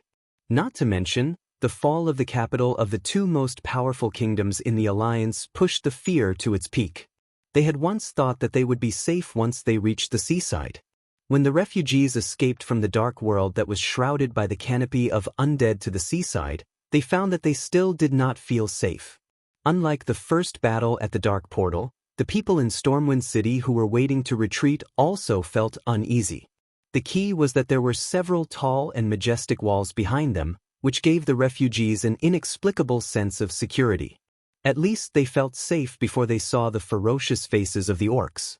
The north coast was different. Although it had been developed for nearly 10 years and was one of the 4 major ports in the northern Lordaeron continent, along with the south coast, the South Sea port, and the Kuel Salis port, it was not essentially a strong city. There was only a 5-meter-high wall next to the port. Think about it, the 30-meter-high wall of Lordaeron City had fallen, and so had the Dalajan City with hundreds of mage towers. What was the use of the 5-meter-high wall? The result of the spread of panic was all kinds of disorder and endless riots, which further delayed the progress of the evacuation. The North Coast port was not really a big port. It could only accommodate 5 of the largest battleships and 30 small and medium-sized ships at the same time. It was not that Lucia did not want to expand the port in the past 10 years, but because it was the territory of Lordaeron after all. Regarding the request of Stormwind, the people of Lordaeron had been speculating and being extremely vigilant. There are only so many merchant ships every year. What's the point of building such a big port? Wouldn't it be convenient for Stormwind and Courtiras to invade Rotterdam one day? The hostile reply from the lords of Rotterdam made Lucia choke on her words. There was no need to even mention the South Flow coast controlled by Gilnis.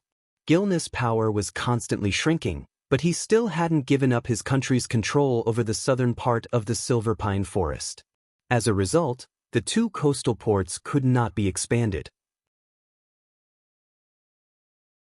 Now, more than 100,000 soldiers were about to arrive, and there were already more than 300,000 refugees from the Rotterdam Kingdom who were stranded there. It was foreseeable that more refugees would rush here in the next period of time. However, it was not because there were no ships, but because the port was too small, creating a bottleneck. Apart from the pier, large ships could not dock on the smooth beach. Large ships that drained too much water would run aground on the beach. To that end, the people of Cultiras had been desperately trying to ferry the refugees from the beach onto the boats. The problem was, how could using a small boat compare to the efficiency of people boarding directly at the docks? Because of the hostility and short-sightedness of the people of the Rotterdam Kingdom, the lifeline of the people of the Rotterdam Kingdom was now stuck. In the past few days, Count Trasma, who was in charge of the port, had been scolded so badly that he wanted to jump into the sea. Unfortunately, it was all to no avail. At this moment, Duque arrived. Faced with this scene, Duque face-bombed, while Mograine and the others' faces darkened. In front of Duque, who had the scepter given to him by the Queen, and the real Grand Duke Mograine, Count Trasma was so scared that he almost peed his pants. Among the few bosses here, any one of them could get rid of him and turn him into ashes, playing a sea burial game. Duque could only smile bitterly. He did not expect that after transmigrating for so long and avoiding the terrible evacuation at Storm Port, Lucia would not be able to deal with the nobles of the Rotterdam Kingdom because he had been missing for 10 years. Indeed, a transmigrator could not change everything in one go. If this goes on, we might have to hold on for more than 3 months. Mograine was already using the most optimistic estimate. 3 months? Don't treat the undying as blind. 3 months was enough for Arthas's Scourge army to raze this place to the ground several times. Duque had just received news that Uther's corpse had been found and thrown to the side of the road near Cair Darrow like trash. This also meant that Arthas had fallen even deeper and possessed even more power. He didn't know why Earthies would choose to attack Riptide Fort, but Duke didn't believe that Earthies would so easily ignore the hundreds of thousands of people on their side for such a long period of time and let them retreat safely. We need a miracle. Abendis could not stop lamenting. If miracles could happen so easily, then they wouldn't be called miracles. Mograine patted his old partner's shoulder. The two of them could read each other's eyes. Yes, it was just a fight to the death. At this moment, Duque spoke. He pointed at his young face. Later, what you see might be a fake archmage. Ah. Duque said that he might be a fake archmage? What the hell was that? Nobody understood, but that did not stop them from obeying Duque's order to clear out all the seashores slightly south of the North Stream coast. There were no people, no ships, only hundreds of Scarlet Cross soldiers and over 100 officials and nobles who had followed Duque. Duke stood by the sea. Less than 2 meters in front of his feet was the constantly rushing waterline. He still looked the same as 10 years ago, with short hair and a blue and white mage robe that fluttered in the sea breeze. With a soft sigh, a white ball of light appeared in Duque's hand. He was standing on the dividing line between the sea and the land. With a wave of his hand, the ball of light became bigger than a carriage and floated in the air. The cold light on it reflected the calm expression on the Alliance's commander's face. It was also a cold aura released in the scorching summer, but different from Earthies' deathly cold that made people fall into an ice cave. Duque's cold aura made people feel as carefree as enjoying the sun and the beach while drinking a cold drink. Because of the angle, nobody saw that Duque's pupils had changed from the deep black of the universe to a pair of illusory pupils that seemed to flow with pure silver. The dazzling ball of light rose higher and higher, and suddenly, the ball of light began to dissipate in midair. The temperature suddenly dropped. The entire beach, the entire sea, seemed to be hit by a violent cold wave of unknown origin, and suddenly shook. The next moment, everyone was dumbfounded, because the sea froze.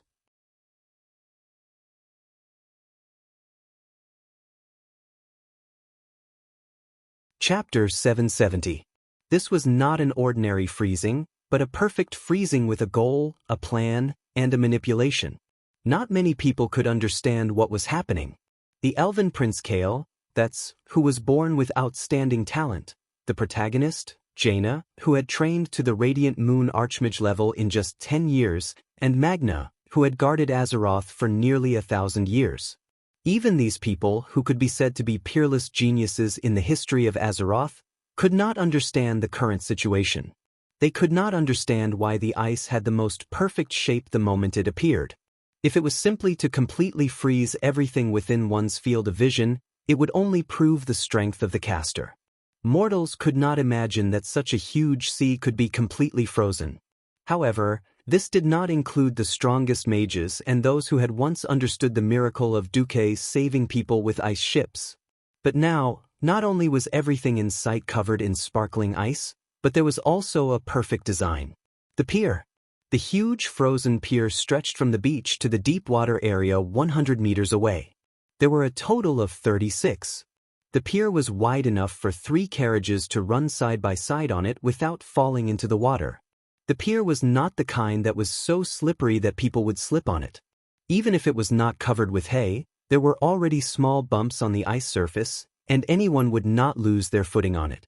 In the next moment, the ice between the piers suddenly exploded, revealing a wide waterway.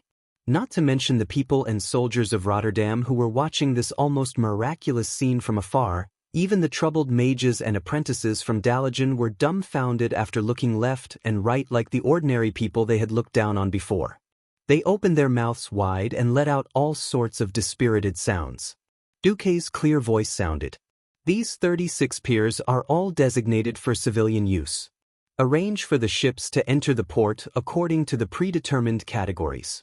Jaina's ship will be docked at the 5 southernmost piers, the Marcus Merchant Guild will be docked at the 20 piers in the middle, and Kultira's will take the rest in the north.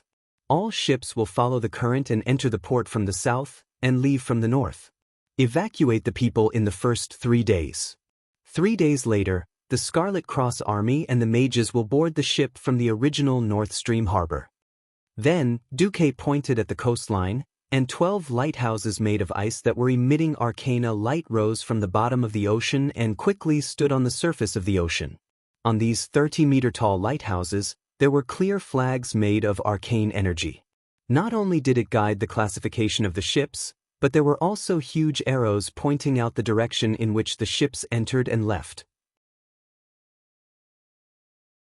With these lighthouses, even in the middle of the night, they could complete the highly dangerous operation of reaching the shore at night. Along the docks, install guardrails and night lights every 10 yards. Lewis, who had just walked to Duque's side, suddenly thought of something and waved his hand again. This time, there were 18 huge grooves that extended from the beach to the deep waters. It's a waste of my mana to keep the pier from melting. Mograine, arrange for the engineers to build a wooden dock in the ice trough. Make it sturdy enough to dock the largest warships. Mograine hurriedly replied, understood. The most troublesome part of building a dock was the foundation. Of course, large stones could be dumped into the sea by filling in the sea, but if the dock was not steep enough, it would break the wooden hull. The best way to build a dock was to push large cubes of cement into the sea, then fix them in place, and finally repair them to form a passage to the deep waters. However, regardless of whether it was a wooden or stone dock, the most important thing was to have a reliable foundation or piles. How could it be easy to build piles in a place where the waves were surging? No matter what era it was a difficult task. If the magic puppets of Dalajan or Karazhan were still here, they could spare no expense and let the puppets do the work. Using manpower to do it, it was not something that could be seen in 10 days or half a month. But now, Duque's ice trough blocked out the seawater. What was the difference between this and building a house on flat ground? No one dared to believe what they were seeing. A miracle! Whether it was ordinary people or mages, they were all praising Duque loudly. At the same time, they hoped that by deifying Duque, they could more or less ease the gap between them and Duque in their hearts. This was no longer a mortal's method. If it was not a miracle, what was it? Moreover, the alliance had already lost to 2 countries, and the once strongest person, Antonidas, had become a great lich. People would instinctively seek psychological comfort. It doesn't matter if we don't have Antonidas. We still have the legendary hero, Duke Marcus, right? He's younger, more powerful, and more legendary. The incomparably handsome elven Prince Kale, that's had obvious hesitation on his face. Anyone could see that he was fighting in his heart. Anyone with a bit of common sense in magic would know that this method was far beyond the limits of a radiant moon mage. Although he did not want to admit it, Kale, that's rationality told him that Duque had already broken through that limit. This was like the worst kind of joke. Till, that Sunstrider, had an unparalleled talent that could be said to come only once in 1,000 years. He had the bloodline and personal guidance of an Astrian, one of the only 2 Breaking Dawn mages in the world. He also had various secret cultivation methods of the royal family and the support of the most ideal helper in the world, the Sunwell. Yet he had wasted thousands of years in front of the door to the Breaking Dawn realm without being able to enter. Kill, that's only felt incomparably ashamed. This was the second time. The first time was the rise of Antonidas. Now, the second time was Duque. That's lowered his head deeply. He did not dare to meet Duque's gaze. His mouth squirmed for a long time before he finally squeezed out a sentence. Lord Marcus, have you broken through to the Breaking Dawn realm? Duque replied faintly, if you were asking about Lord Marcus, I wouldn't answer you. If you were asking about Duque, that would be a different matter. Kill, that was ashamed of his cowardice. He knew that Duque was reminding him. He suddenly felt enlightened. He raised his head, his green eyes staring straight at Duque's pupils that had returned to black. Duque, if possible, I hope you can tell me the secret to breaking through to the Breaking Dawn realm. Duque sighed. As your friend, I can answer you. I'm not a true Breaking Dawn. At the same time, it's only because I have the same magic circuit as Antonidas that I have a huge advantage. If it weren't for the fact that the Scourge army is too terrifying, I would feel ashamed. But now, I'm neither meritorious nor wrong. Kale, that's immediately understood. He suddenly smiled bitterly.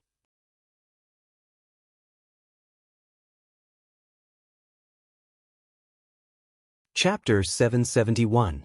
Do you still remember the transfer of magic circuits? There were two conditions for the transfer. First, both parties had to be of the same origin. Second, it had to be a live transplant. Third, the transfer had to do it voluntarily. No one would have thought that there would be such a miraculous situation where both Duke and Antonida's fulfilled all three criteria.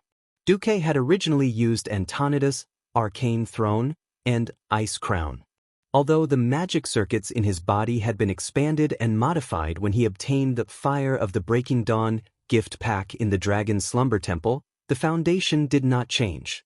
As for living beings, at the very least, before Old Man Anthony's soul returned to his own body in the form of a demon spirit, his body was still alive. However, he was just a vegetable that had almost forgotten to breathe and was about to stop showing signs of life. At that time, the old man's soul had not returned, and the magic circuits extended from his soul naturally did not resist the previous owner. So, at that moment, Antonida's had voluntarily. Because of the successful magic circuit transplant with Elugia, Duque had become very familiar with this task with the help of the system elf. In the short time that Duque had held Antonida's corpse, Duque had directly plundered more than 60% of the old Breaking Dawn mage's magic circuits. Unfortunately, there was not enough time.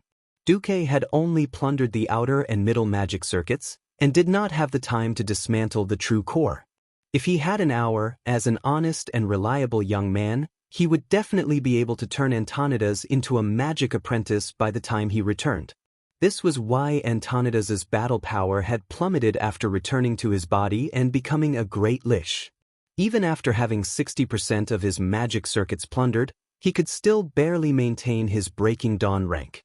It could only be said that the original Antonida's was very, very strong. Of course, the strength and weakness of mages had always coexisted. An archmage who was completely focused on defense could certainly destroy the world, but if he made a mistake, even someone as strong as the demigod Medivh would be killed with a single slash. After taking 60% of the circuits, Duque could be considered to have stepped into the Breaking Dawn rank in terms of quantity. However, Duque was still not a true Breaking Dawn. After all, the time was too short, and Duke did not have the time to completely modify Antonida's magic circuits. Every mage had a different habit of using magic. In order to better practice their metamagic specialties, they would subdivide and specialize their outermost magic circuits. Also, back then, Duque had always aimed for the path of the strongest. If his goal was only to become a Breaking Dawn, then Antonida's inheritance would be enough for him to advance. Duque was pursuing the path of the strongest. With the arcane spell as the foundation, coupled with fire and ice, the path of a three-elemental archmage was undeniably powerful. Unfortunately, with Alexstrasza and Maligo's enthusiastic help, this pit had become incomparably large. Under normal circumstances, it was very likely that Duque would not be able to practice so many magic circuits even after he was 100 years old. Not to mention Flame, which was nowhere to be seen on the other side. Even with Antonida's 60% of his circuits, he was only able to make a little noise on the Frost side. As for the current situation, there were only 4 words to describe it: far from enough. What else could Duque do? He could only smile bitterly. In the eyes of others, Duque was already a Breaking Dawn archmage, or perhaps he was already close to the legendary position of archmage. He knew his own affairs best. Of course, Duque could not publicly expose this wonderful misunderstanding. The alliance was suffering a great disaster, and it would not be surprising for there to be an avalanche effect if there was no uplifting news. Duque could only continue pretending. Moreover, as long as Duque was given enough time, Duque believed that with the magic power in his own magic circuits, he would not be inferior to a Breaking Dawn in terms of combat power. Alright, in the eyes of bystanders, the newly advanced Breaking Dawn Grand Wizard Duke Marcus, escorted by a group of Alliance officers, proudly stepped onto the pier made of ice that resembled a work of art. Walking on the ice that would not slip, Kale, That's revealed an envious look as he looked at the perfect ice pier that had been formed in one go. If father also practiced ice magic, he would not be able to reach Duque's level of control. Kale, that sighed as he recalled the magic demonstration his father had given him back then. It was a lively fire elemental phoenix the size of a peacock, condensed from fire elements. He still remembered his heartfelt admiration for the fiery feathers on the phoenix's body. However, compared to Duque's move, although he did not want to admit defeat, he vaguely felt that Duque was still slightly better. The difficulty of one's own control of magic elements increased exponentially with the increase in distance.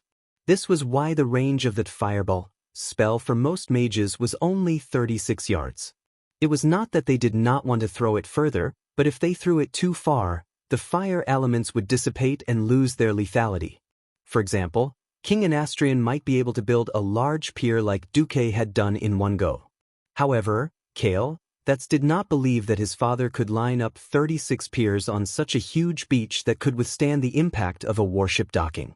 Even if it was a different method, such as a more elaborate 36 walls of fire that could only provide fire for barbecue, this was not something his father could do. He could only sigh in admiration towards Duque.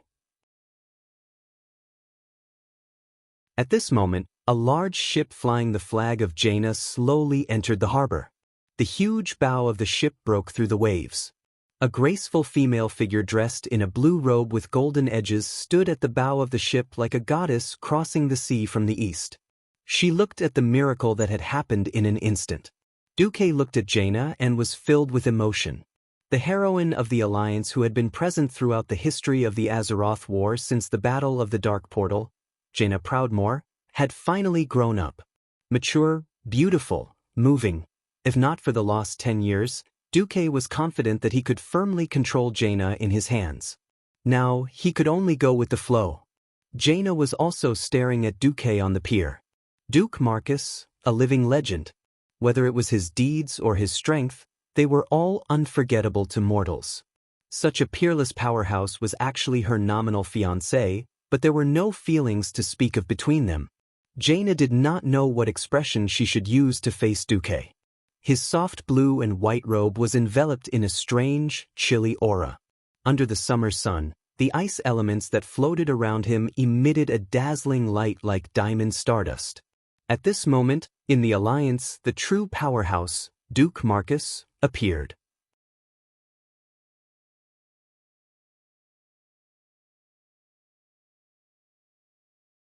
Chapter 772. The sailors and soldiers on the ship began to move forward and lean against the side of the ship. Whether it was the high-spirited new recruits or the Jaina mages who were prepared to face the Calamity Army, all of them were shocked by the appearance of an absolute powerhouse. Jaina's eyes focused on the familiar figure. Is he still the Duque that I know? Jaina's heart was beating so hard that it seemed like it would jump out of her chest at any time. Unknowingly, her breathing had become rapid. Standing at the bow of the ship, no one spoke. Everyone's eyes were attracted by Duque, who stood on the ice pier like a lighthouse. They could not move their eyes away at all. It had nothing to do with awe. It was all because of the unique aura that Duque exuded that made them unable to look away. The Alliance had never held a Seven Kingdoms Champion Night Challenge. However, there was no first place in literature and no second place in martial arts. The title of the strongest had always been something that people enjoyed talking about. After the Elven Kingdom of Kuel Salis withdrew from the Alliance, the title of the strongest naturally fell to Antonidas. Unfortunately, old man Antonidas was too old. His age and appearance meant that he was destined to not be an idol. People looked forward to heroes and praised young heroes, but they still looked forward to young heroes the most. 10 years did not leave any traces on Duque's face.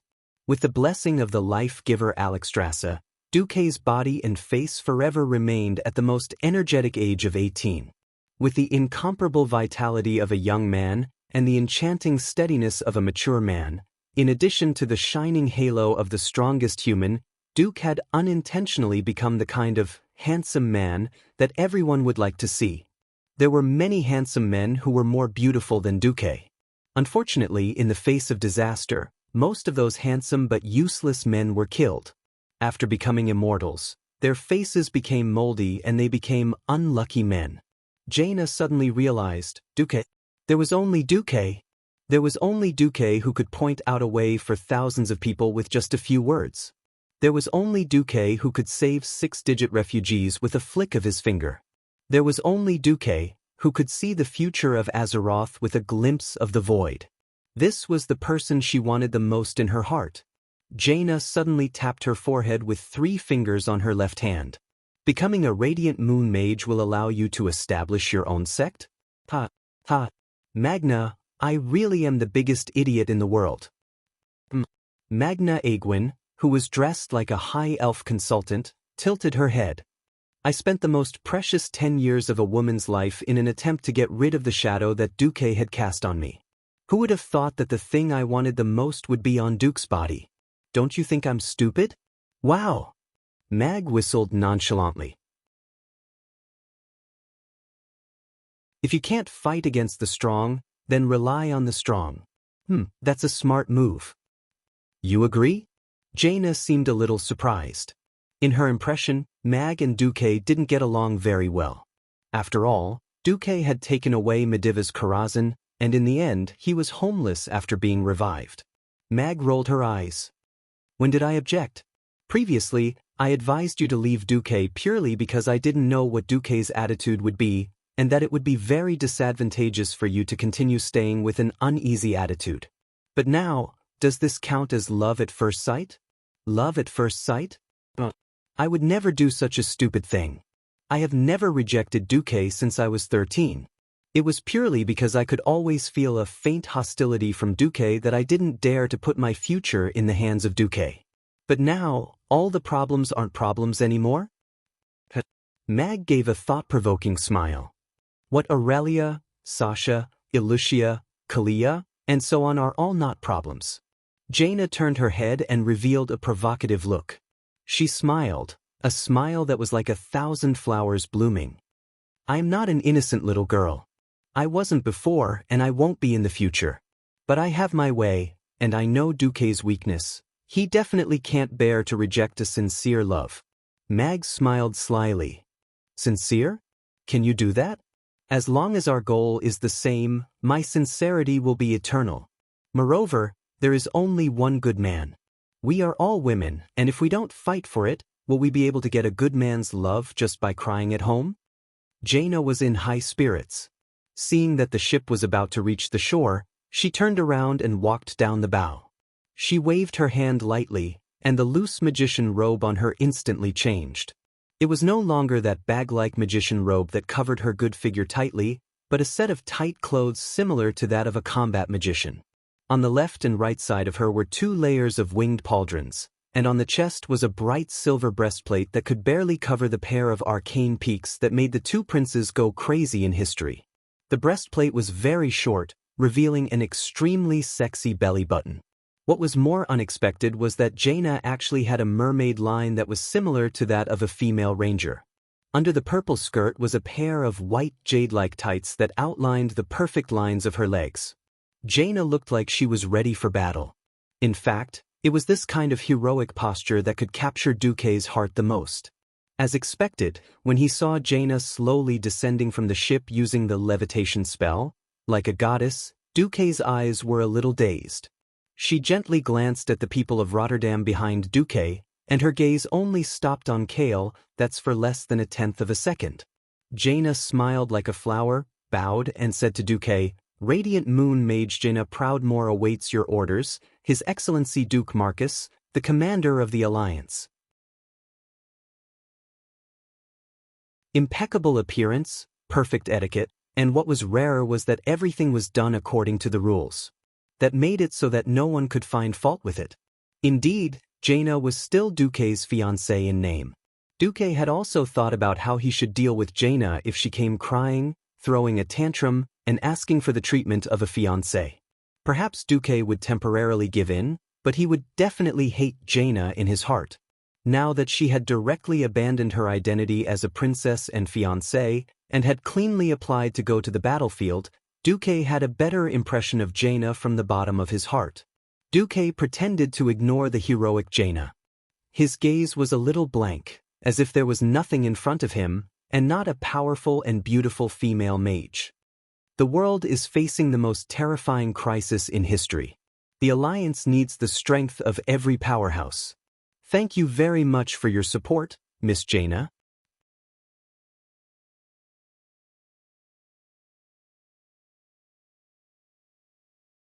Chapter 773.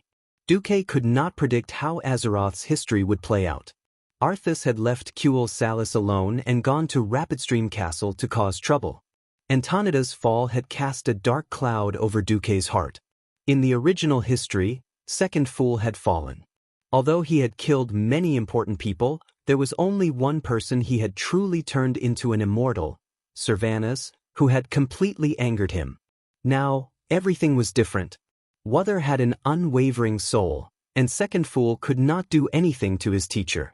Terenas had been too weak when he was alive. He probably could not even turn into a lich. The latest news was that Arthas had turned every Morning Star mage in the Dalagen who had died in battle or surrendered into a lich. At the moment, the Calamity Army had at least one Breaking Dawn and several Radiant Moons. There were also a dozen Dreadlords on the Scourge's side, and Arthas, who had officially stepped into the demigod realm. It was no exaggeration to say that the snowball effect of the Scourge was starting to form. The High Elves' isolationism was acting up again. This time, Anastrian and the Silver Moon Council refused to join the Alliance no matter what. Even though Duque had repeatedly warned them that the Scourge's target should be the Elves, they just refused to listen. At most, they would blindly strengthen the defensive magic formation that they thought was invincible. Duque was so angry that he wanted to vomit blood. In the magic message, Duque did not care about anything else. According to the Red Dragon Queen Alexstrasza's estimation, the Scourge's real target is likely the Sunwell. If these bones are allowed to obtain the power of the Sunwell, they may very well use it to summon one of the leaders of the Burning Legion, Archimonde. Kael, that's tried to persuade Anastrian, but Anastrian just did not listen. Sir Commander Marcus, times have changed. After 13 years of preparation, the High Elves have the ability to protect themselves and the Sunwell. Also, the light of the Sunwell cannot be tainted by outsiders. After saying the last sentence, which was obviously a warning, the Sun King cut off the magic message. Damn. Sun King, you're awesome. You even think that I'm an evil person who is trying to use the Scourge to steal the power of the Sunwell. Duque was so angry that his lungs were about to explode. However, when he predicted that the Doomsday Army would attack Kuel Salis, he had no choice but to let Kael, that's go. In history, the Kaizi only received the news that his hometown had been attacked very late. When he rushed back, it was already too late. He could only bring his defeated army and join the Alliance in frustration and anger again in an attempt to take revenge. It was no wonder that when Kaizi led a team to join the Alliance for a short period of time, he was treated with disdain everywhere. Oh no, not elves. Speaking of which, the High Elves had already been forced to join the Alliance twice. Who in the Alliance would be nice to such a fickle country that treated the Alliance like a market, coming and going as they pleased? The problem was that Kuel Salis hadn't joined the Alliance yet. Alright, their prince had to rush back to save them. There was no reason for Duque to force Kaiza to work by his side. Duque also had a headache now that his only mage-type helper was gone. Now, Jaina had come to play the role of a strong helper. If he didn't consider the bad debt between him and Jaina, it would be a good thing. After all, from a military point of view, Jaina's leadership and personal strength were more than enough. If there was anything else that Duque had to worry about, it was that Jaina would be courting death because of her identity.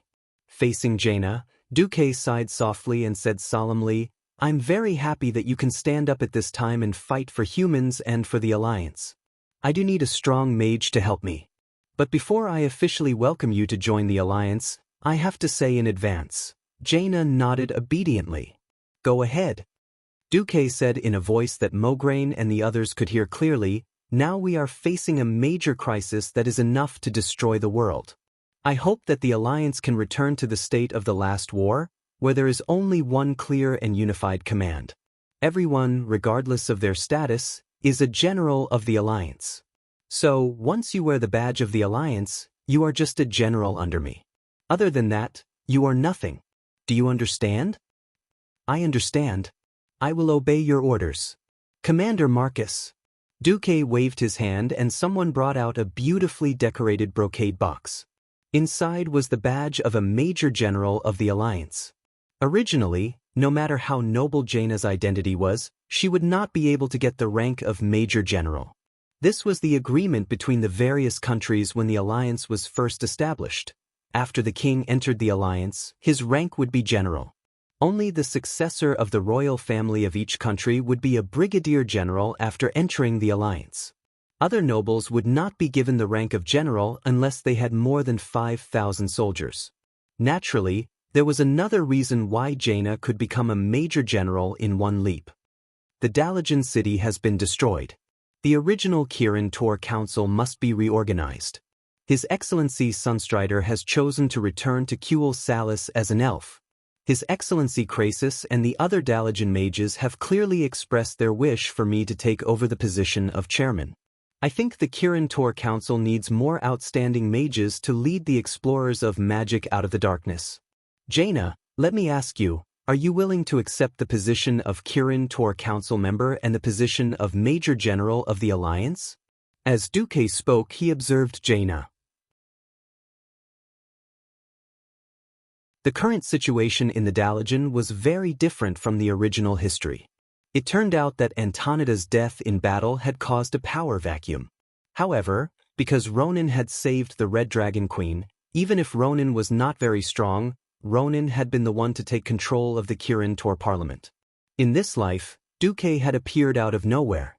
Regardless of whether it was Duque's identity, strength, or actual achievements, it was too easy for him to inherit the position of chairman of the Dalian. If not for Duque's insistence on his identity as the Storm Duke, perhaps everyone would have called Duque Chairman Dakin Tor instead. Even so, the power of the Dalian had actually fallen into the hands of Duque and Krasis. Considering Krasis' identity as a giant dragon, the Dalian was now Duque's word. 10 years could easily change anyone. He did not know how Jaina had grown. Had she grown up crooked, or was she as F***ked as the girl who sold her father in history? Thus, Duque's offer of the position of Major General and Kirin Tor Council member was more of a test.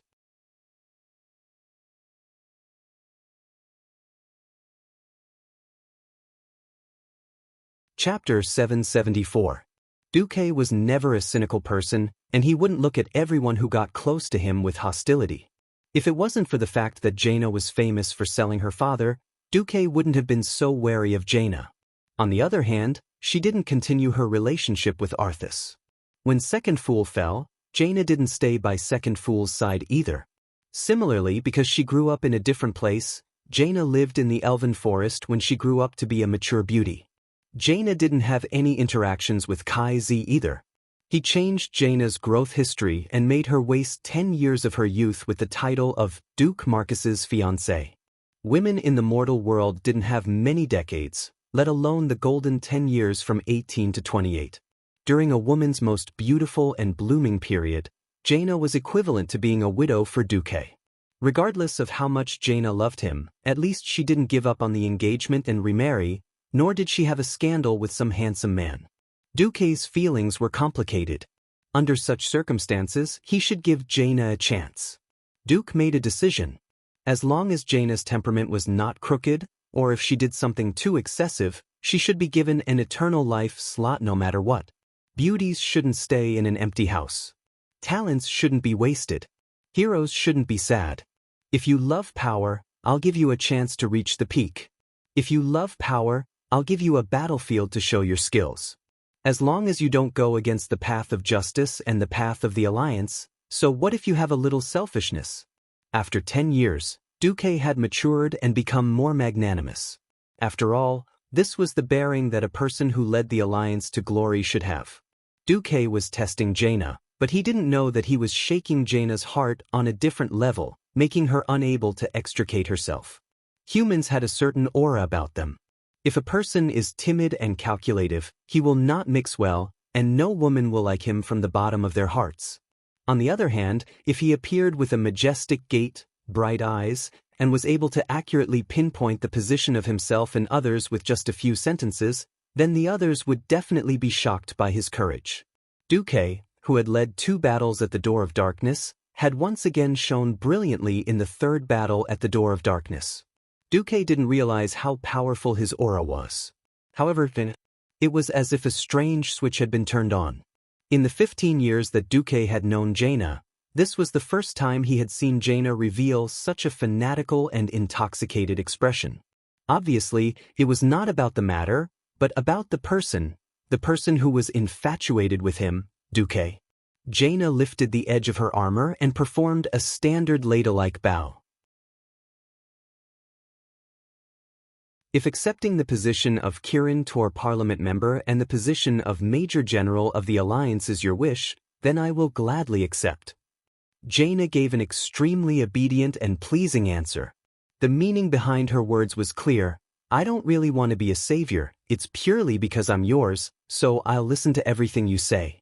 No matter which man heard this answer, all the pores on his body would feel extremely comfortable, as if he had eaten a ginseng fruit. Also, because of the ladle-like bow, her body was slightly lower. Duque, who was dazzled by Jaina's white weapons, was almost worried that his corium or dog eyes would go blind. Ugh! Duque's facial muscles stiffened a little. He finally showed signs of losing his composure. Beside Jaina, Mag snickered in her heart, while Mograine and Abendis, who were not far behind Duque, had their eyelids twitching. The 2 old fellows looked at each other and saw the worry in each other's hearts. This is not good. They had heard that Duque and Jaina were at odds. He had kept her by his side for many years and refused to touch Jaina. After Kalia urgently became the queen, these 2 loyal Lordaeron ministers were still dreaming of the queen marrying Duque. Now they were in trouble. Firstly, Jaina was still Duque's official fiancée. Secondly, Duque seemed to like heroines who could fight and work the most. They still remembered that Duque had gone to Lordaeron many times a decade ago. There were at least 1,000 beautiful noble ladies who had flirted with Duque in Lordaeron, but Duque didn't even look at them, and there weren't even any scandals. The only real lovers he had were the High Elves Windrunner sisters. Then he didn't care about Princess Kalia, who was worshipped as a goddess by all of Lordaeron.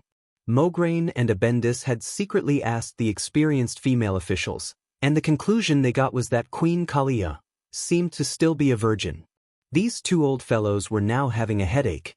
However, with a super strong enemy like Arthas in front of them, the 2 old fellows naturally couldn't do anything. Back on this side, after Duque exchanged a few words with Jaina, he didn't forget to give Aegwin a warning. Duque, let me introduce you.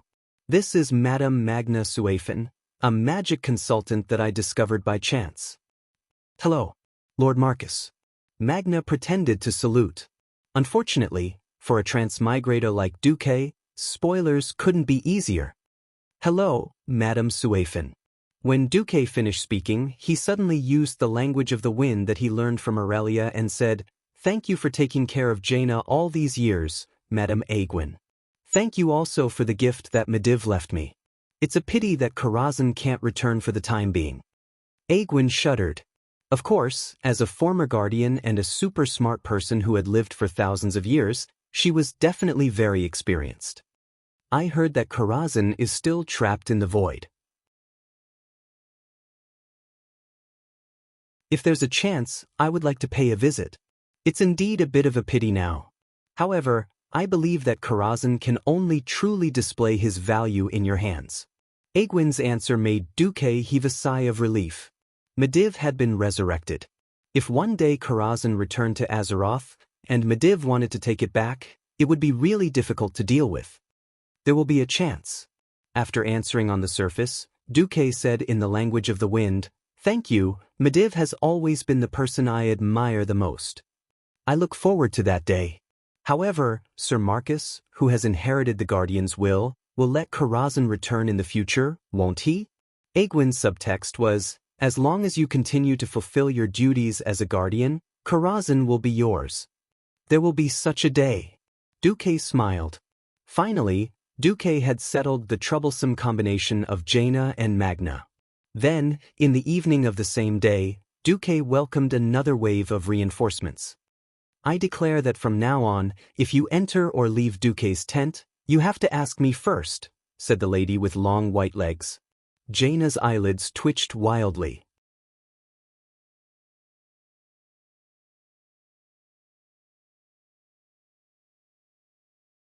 Chapter 775. 4 long-lived races, 10 years was just the blink of an eye. Elves and dragons were indifferent to the concept of time. Humans were different. 10 years was Jaina's youth, but it was also Vanessa Van Cleve's youth. Stormwind in this period of history was very corrupt and declining. The Stormwind royal family had a lot of broken promises and rewards that were written off. For example, after the restoration of the country, the Stormwind royal family refused to pay for the reconstruction of Stormwind City paid by the Stonemason Brotherhood because of the conspiracy of a dragon princess. This directly led to a major tragedy for Vanessa's father, Edwin Van Cleve, the Mason Brotherhood, and a lot of people who worked hard but did not get paid. In her original fate, Vanessa spent her childhood in the depths of the sunless dead mines in such a dark, terrifying, and painful environment. Her father and the people around her were struggling with anger and despair. Of course, they couldn't teach her anything good about Stormwind City. Even if they didn't tell her anything, it was enough for her to slowly develop an indelible hatred for Stormwind City. In this life, the appearance of Duque changed everything. Her father, Edwin, from a lowly stonemason leader, became one of the 2 great heroes fighting against the orcs in the western wilderness. Although not as famous as Duque, that glory was real in Stormwind. You are the daughter of that Edwin Van Cleef. You are so skilled, you are indeed the daughter of a hero. If she was a boy, she might be like Alexandros Mograin's son, living in her father's shadow. After all, boys inherited the family business. But she was a girl and did not have that kind of pressure. If there was pressure, her father Edwin could not find a man who could marry his daughter. In terms of status, because Edwin followed Duque, he jumped from a lowly stonemason to a knight, and was directly promoted to a viscount. He was an important minister of the Marcus family. In terms of official position, Edwin was the Minister of Construction under the Minister of Internal Affairs, and almost all the infrastructure projects in Stormwind City were led by him. Logically speaking, the Van Cleve family was already very prominent. That was where the problem lay. The nobles could accept a poor lad with no background stepping into the circle of nobles just because he grasped the mysterious power. After all, the inheritance of the magic circuit itself was a priceless treasure. However, the nobles definitely did not like a bumpkin without any special talent becoming a noble in a single step. Under normal circumstances, only knights who had been knights for at least 2 generations would be more easily accepted by the noble circle. The nobles of Stormwind had withered a lot because of Du's betrayal during the Great Retreat, but the old nobles, such as Balver's for Dragon family, and the new nobles promoted by Lang, still did not like Van Cleef. In the end, the only people who could accept Vanessa were the members of the Marcus family. Then, in a duel 5 years ago, Vanessa used her beautiful dagger to defeat old Fan's favorite, the Knight Captain Cassar. With 12 consecutive hits, Vanessa, with her fierce reputation, could no longer marry. Having participated in the Battle of the Dark Portal, Vanessa, who was used to seeing great heroes, naturally had high standards. She did not care whether she married or not. Father, you're still young. If you want the Van Cleef family to continue, you can marry another woman. In the future, give me a younger brother or sister to be the heir. Don't worry about me. Edwin finally realized that his precious daughter, who had traveled extensively with Princess Kalia for 10 years, was no longer that obedient little girl, but a true powerhouse. This time, when Edwin heard of Duque's grand return and the instigation of a queen who had fled to Stormwind City to seek refuge, he immediately sent his daughter. A member of the Van Cleef family is a member of the Marcus family in life, and a member of the Marcus family in death. Master Duque has just returned, and is in need of help. Since you were Master's maid before, and now have Her Majesty Kalia's permission, you should serve Master. Edwin spoke righteously on the surface, but in fact he was overjoyed to send his daughter to the North Stream coast by boat. Together with Vanessa were the female high elf knight Riadaline and the fourth child of the Windrunner family, Lilith. They were originally sent by Duque to be Kalia's companions, to accompany the bitter Kalia in enjoying freedom. Strictly speaking, they were all Duque's subordinates. After 10 years of living together, they were once again branded with Kalia's mark. Sending them back when Kalia was pushed out by Duque to take power naturally had a different meaning. Duque did not care. After disappearing for 10 years, Ilucia was still helping him manage his territory and power, and Duque was already very grateful. Especially Edwin Van Cleef. After Ilucia secretly pointed out that if not for the Marcus family, Stormwind City would not have been able to pay for the construction of the city, Edwin completely cut off his thoughts of the Stormwind nobility and became the most fervent supporter of the Marcus family. In any case, it was more convenient to use his own people.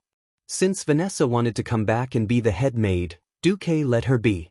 After all, she was now a single commander, without a single maid. Lilith stepped into the realm of heroes without a sound, and could be considered to have 70% of Aurelia's combat power back then. On the other hand, the enemy was an undying. Without a holy knight by his side, Duque felt a little weak.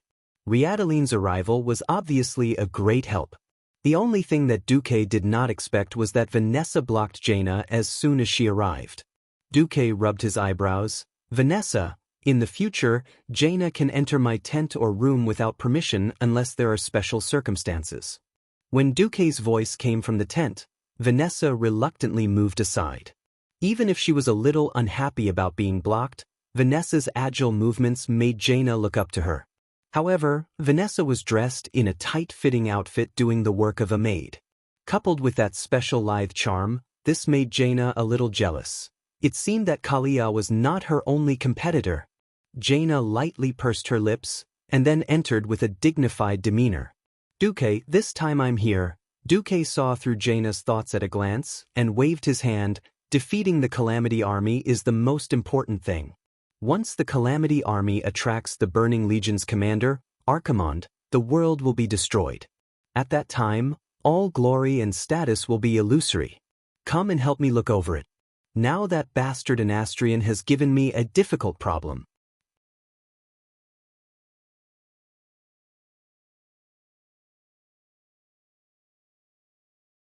Chapter 776. Jaina was a little confused at first when Duque called the king a jerk, but she was soon delighted. This meant that Duque finally did not treat her as an outsider. Well, she just did not treat him as an outsider. Jaina still had a long way to go before she could become someone close to Duque, or even an official wife. After asking a little, Jaina found out why Duque was so angry. She did not know if she should praise a Nastrian Sunstrider. This old bastard was indeed a super veteran politician who had lived for thousands of years. This great Sun King in the eyes of the elves was also very good at playing politics. Although the High Elves were all proud of themselves and had serious isolationism, this did not mean that the elves were all idiots. On one hand, they had an irrational obsession and confidence in their newly built magic defense arrays.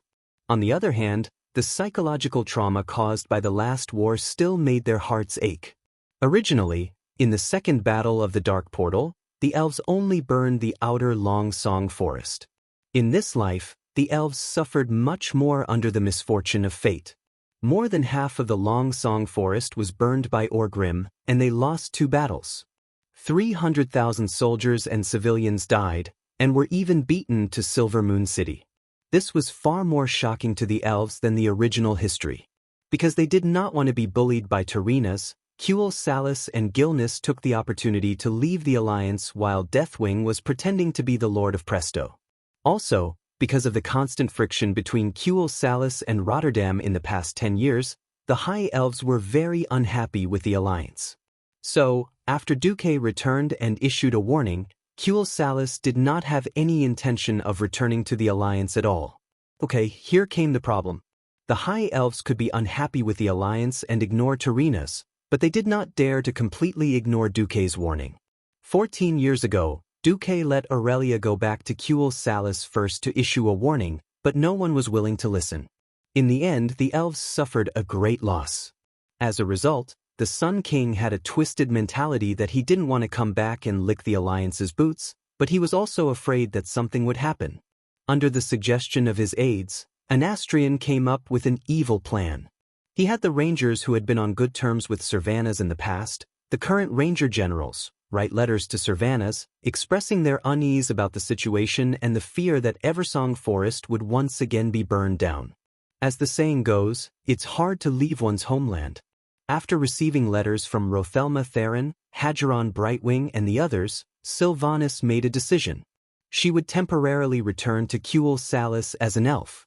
Duque had read the handwritten letter countless times. Every time he read it, Duque would get angry. "Duque, I'm very happy to hear that you're alive. How are big sister and third sister? They should be fine, otherwise you would have informed me and Lilith. Thank you for taking us away from Kuel Salis, so that we don't have to deal with those bastards of the Silver Moon Council anymore. In these 10 years, Ilucia and the others have been very good to me and Lilith, and I've been living a good life." Then came the twist. However, when I heard that Kuel Salis was once again in danger, I suddenly found that I couldn't control myself. The elven forest is good, but the trees here are too short. They will never grow as tall as the trees in Eversong Forest. Even if they are as tall, it will not be my Eversong Forest. The 2,000 years I spent in Eversong Forest left an indelible mark in my soul. If I were to see the Eversong Forest destroyed again and do nothing, I would never forgive myself. Reading this, Duque was already depressed. 10 years was too short for a high elf who had a lifespan of thousands of years. Moreover, he, Aurelia, and Sasha were not around, and Sylvanas had no sense of belonging to the elven forest. Please forgive my willfulness. I decided to go back on my own, and it has nothing to do with Sun King or my friends. Since Big Sister could become a hero in the Troll War and be worshipped by the world, I definitely should not lose to her. If the Eversong Forest is invaded again, I will either return as a heroine who can stand shoulder to shoulder with Big Sister, or let me die in my favorite forest. Duque also showed this letter to Jaina. Duque was silent. He began to understand why Sylvanas in history would fight to the death in Eversong Forest. She first completely angered Arthas and was killed. Then she became a banshee of death, and finally became the Forgotten Queen. First, the desire to protect her home and country strongly dominated her will. Second, the competitive and rebellious heart made her decide to fight to the death. After all, in the original history, Big Sister happened to go missing in the Outland, and Third Sister was delayed in the Dalagen because of something important. After reading the letter, Jaina sighed. Lady Sylvanas has always had a personality and a mind of her own. She is not the kind of person who can be persuaded to come back. Moreover, we are in no position to persuade her to come back. However, she doesn't need to join the Alliance, but wants the Alliance to be Kuel Salis's backup. Sun King is quite shrewd. This was the ruthlessness of the Sun King. The old fox, Anastrian, knew the relationship between Duque and Aurelia, but still sent Sylvanas to the southernmost front line of the Eversong Forest with great fanfare. If Duque was unwilling to rescue Kuel Salis and let Sylvanas die in battle, then Duque's harem would definitely be on fire, and it would be the two biggest fires. On the other hand, if Duque sent an army, then the High Elves could be said to be able to attack and retreat as they pleased. If the Calamity Army could not break in, then the High Elves could stay in the safety of the magic array and brag about how awesome their magic array was. Then, even if the 200,000 Alliance troops stayed on the sea and had nothing to eat, the High Elves would not have to pay a single copper coin for military expenses or owe any favors. They did not ask the Alliance to come, and the High Elves did not belong to the Alliance. If they dared to come in, it would be trespassing on the territory of the Kuel Salis. If the Calamity Army was really that powerful and broke the new magic array of the High Elves, then they could still call for help at the critical moment. And they would be on call at any time. The sister-in-law of the commander of the Alliance is still in our hands. Are you coming to rescue her? Duque looked at Jaina's bright face. He was asking for Jaina's opinion. Jaina took a deep breath. She knew that it was time to test him again. If Salis is unwilling to sign the harsh treaty and join the alliance again, then we will only save Lady Sylvanas. Duque's eyes sharpened, and his pupils constricted. Unknowingly, his lips were already bleeding from biting. As expected, it still has to be like this.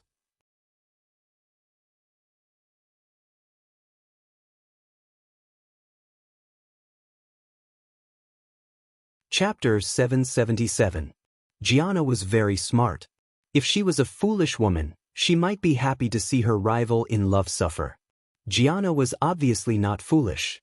She was not arrogant enough to challenge Aurelia, who had been with Duque for 15 years, and Windsor, who had been with him for 13 years. If the Elven sisters attacked together, they would have additional attributes. Moreover, the kings of this era never lacked lovers. Not to mention, didn't her father, King Lin, have a Gina Goldsword by his side? What she pursued was only the position of Duque's wife in name. Publicly, she could not force Duque to do something foolish and use the entire alliance for personal gain. Privately, she could not tempt Duque to give up on Sylvanas. Her suggestion was very pertinent. Duque could not help but give Gianna a thumbs up in his heart. At this moment, Duque suddenly raised his voice. "Are you satisfied with this result?" Gianna was shocked. Clearly, Duque did not say it for her to hear. Indeed, from the corner of the tent, a blurry figure quietly appeared.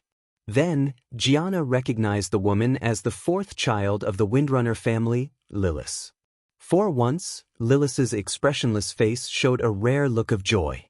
"Thank you, brother-in-law." She did not know that her words were equivalent to stabbing a certain female mage in the chest. Gianna had been shot while lying down. If Gianna flared up, then she would have lost. If she pinched her nose and admitted it, then she would have lost. If she did not express any opinion, then she would have lost. She could only show an awkward expression and use her eyes to complain to Duque. "I am also very desperate. Technically, I am your fiancé. Why don't you just give me a quick death?" Duque also had a headache. He also felt that he was a bastard. Logically speaking, he should have rejected Gianna cleanly. However, Alicia had privately advised him not to show his cards at this time. The alliance was now weak enough. If they still became enemies with Curtilas, even on the surface, it would not be a good thing for the alliance. At the end of the day, Lilith's facial paralysis was a trap. Taking a deep breath, Duque called Lilith over. "I can't go to Salis right now." This was a political game between the alliance and the Elf Kingdom. Whoever begged the other first would lose. Inviting Salis, who had authority over the other member states, into the alliance would eventually lead to the collapse of the alliance. "I am responsible for the entire alliance. So, it's up to you to ensure your second sister's safety. Do it for me." Duque used the whisper of the wind that he learned from Aurelia to explain to Lilith. Then, Lilith took the things that Duque gave her and left. As soon as he finished giving instructions, Mograine, Abendis, Kale, and a group of generals from the Rotterdam Kingdom paid a visit together.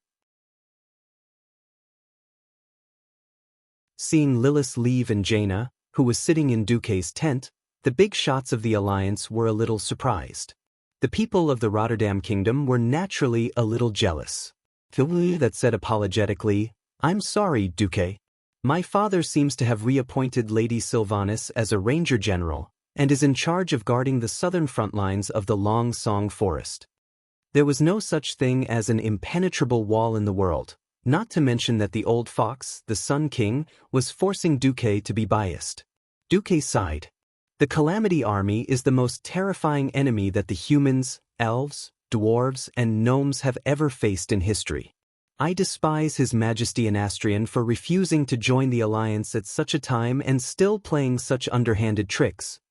Duque's words made Kale, blush. He just wanted to find a hole to hide in.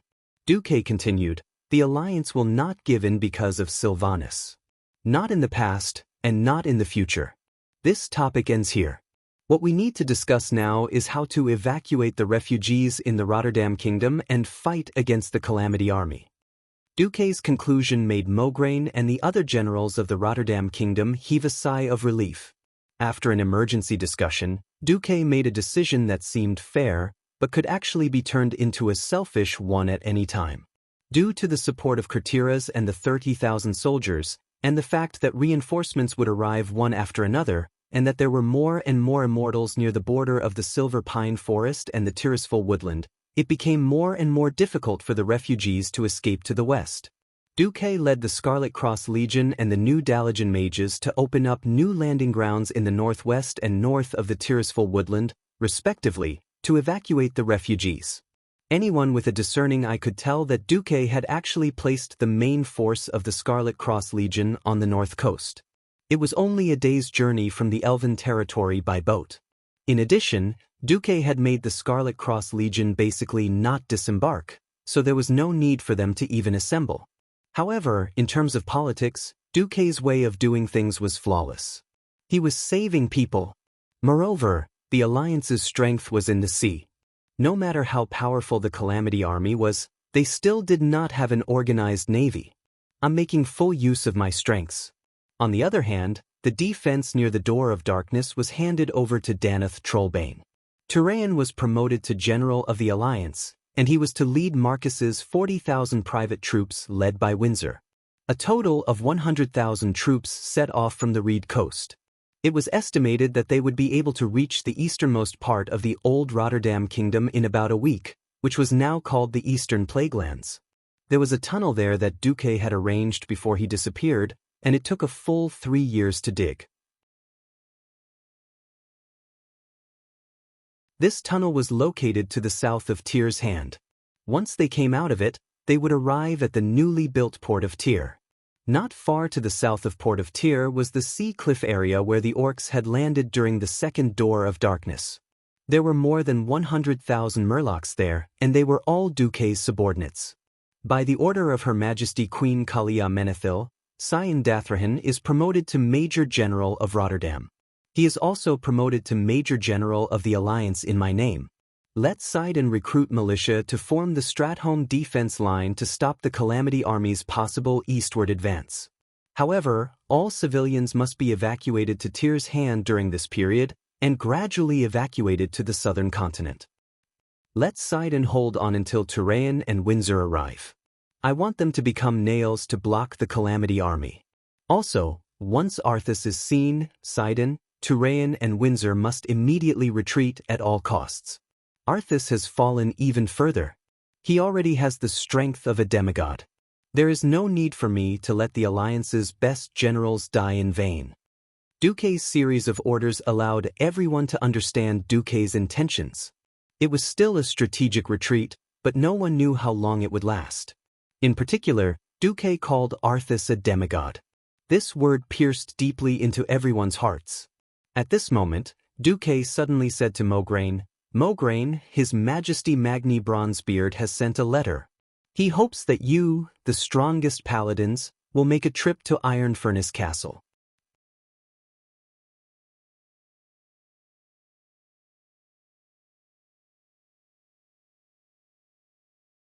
Chapter 778. 2 days ago, Magni Bronzebeard had been at the front lines of South Sea City. One of the reasons he had personally led the army against the Scourge was because of the death of his second brother, Muradin Bronzebeard. After receiving the news that Arthas had returned and had possibly caused the death of his second brother, Muradin, Magni was filled with rage and almost went crazy. So, after receiving Duque's news, he had mobilized his army at once to attack the Scourge across the sea. But very quickly, Magni realized that the dwarven cannons, which had been invincible in the previous battle, felt weak for the first time. Fierce cannon fire could indeed destroy those brainless zombies and ghouls, and blast those filthy undead creatures into pieces. Unfortunately, it didn't solve the root of the problem. As long as there were liches behind the Scourge, these evil beings could keep using dark magic to reassemble the shattered corpses into new undead to continue attacking the Alliance's defense line. Just because matter was conserved, the number of undead had to be reduced every time they were reassembled. Otherwise, there would be no need to fight this battle.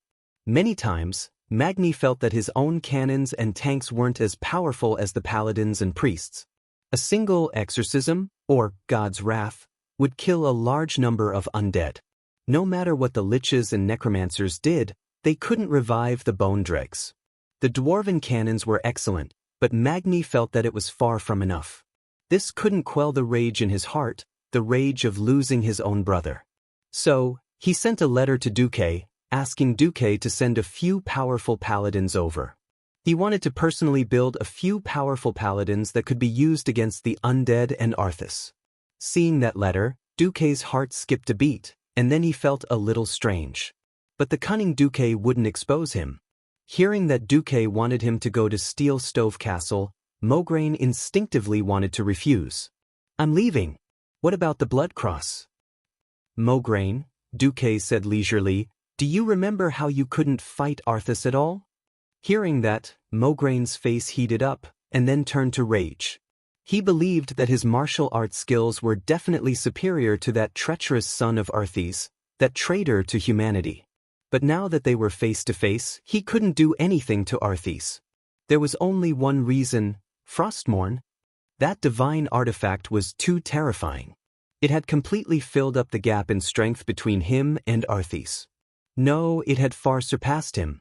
The difference between Arthas and Xianxia was akin to the difference between an infant and a grown man. And now, Xianxia had heard that Arthas had fallen even deeper into depravity after murdering her master, and that she had grown even stronger than before. Her strength alone was more than enough to drive Xianxia into despair.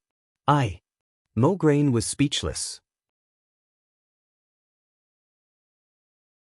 Duque began to bluff. His Majesty Magni Bronzebeard is the strongest blacksmith in the world. If there was anyone who had the chance to create a holy artifact that could fight against Frostmourne, it would definitely be His Majesty Magni. Go, now that Saidan is completely unable to leave, you are already the most suitable paladin under me. Mograine was still hesitating. Duque continued, if it was just the Calamity army, I'm 90% confident that I can wipe out all those skeletons, but I'm not a god. Even if I'm a Breaking Dawn mage, I still can't fight Arthas. That's why eliminating Arthas is the key to this entire crisis. At this moment, Abendis also said, Go, Alexandros. The blood cross still has me. If it was Abendis, Mograine had nothing to worry about. After all, their fiefs were neighbors, and they had been partners for over 20 years. Mograine said helplessly, All right, I'll go. Duque smiled. Go quickly and come back quickly.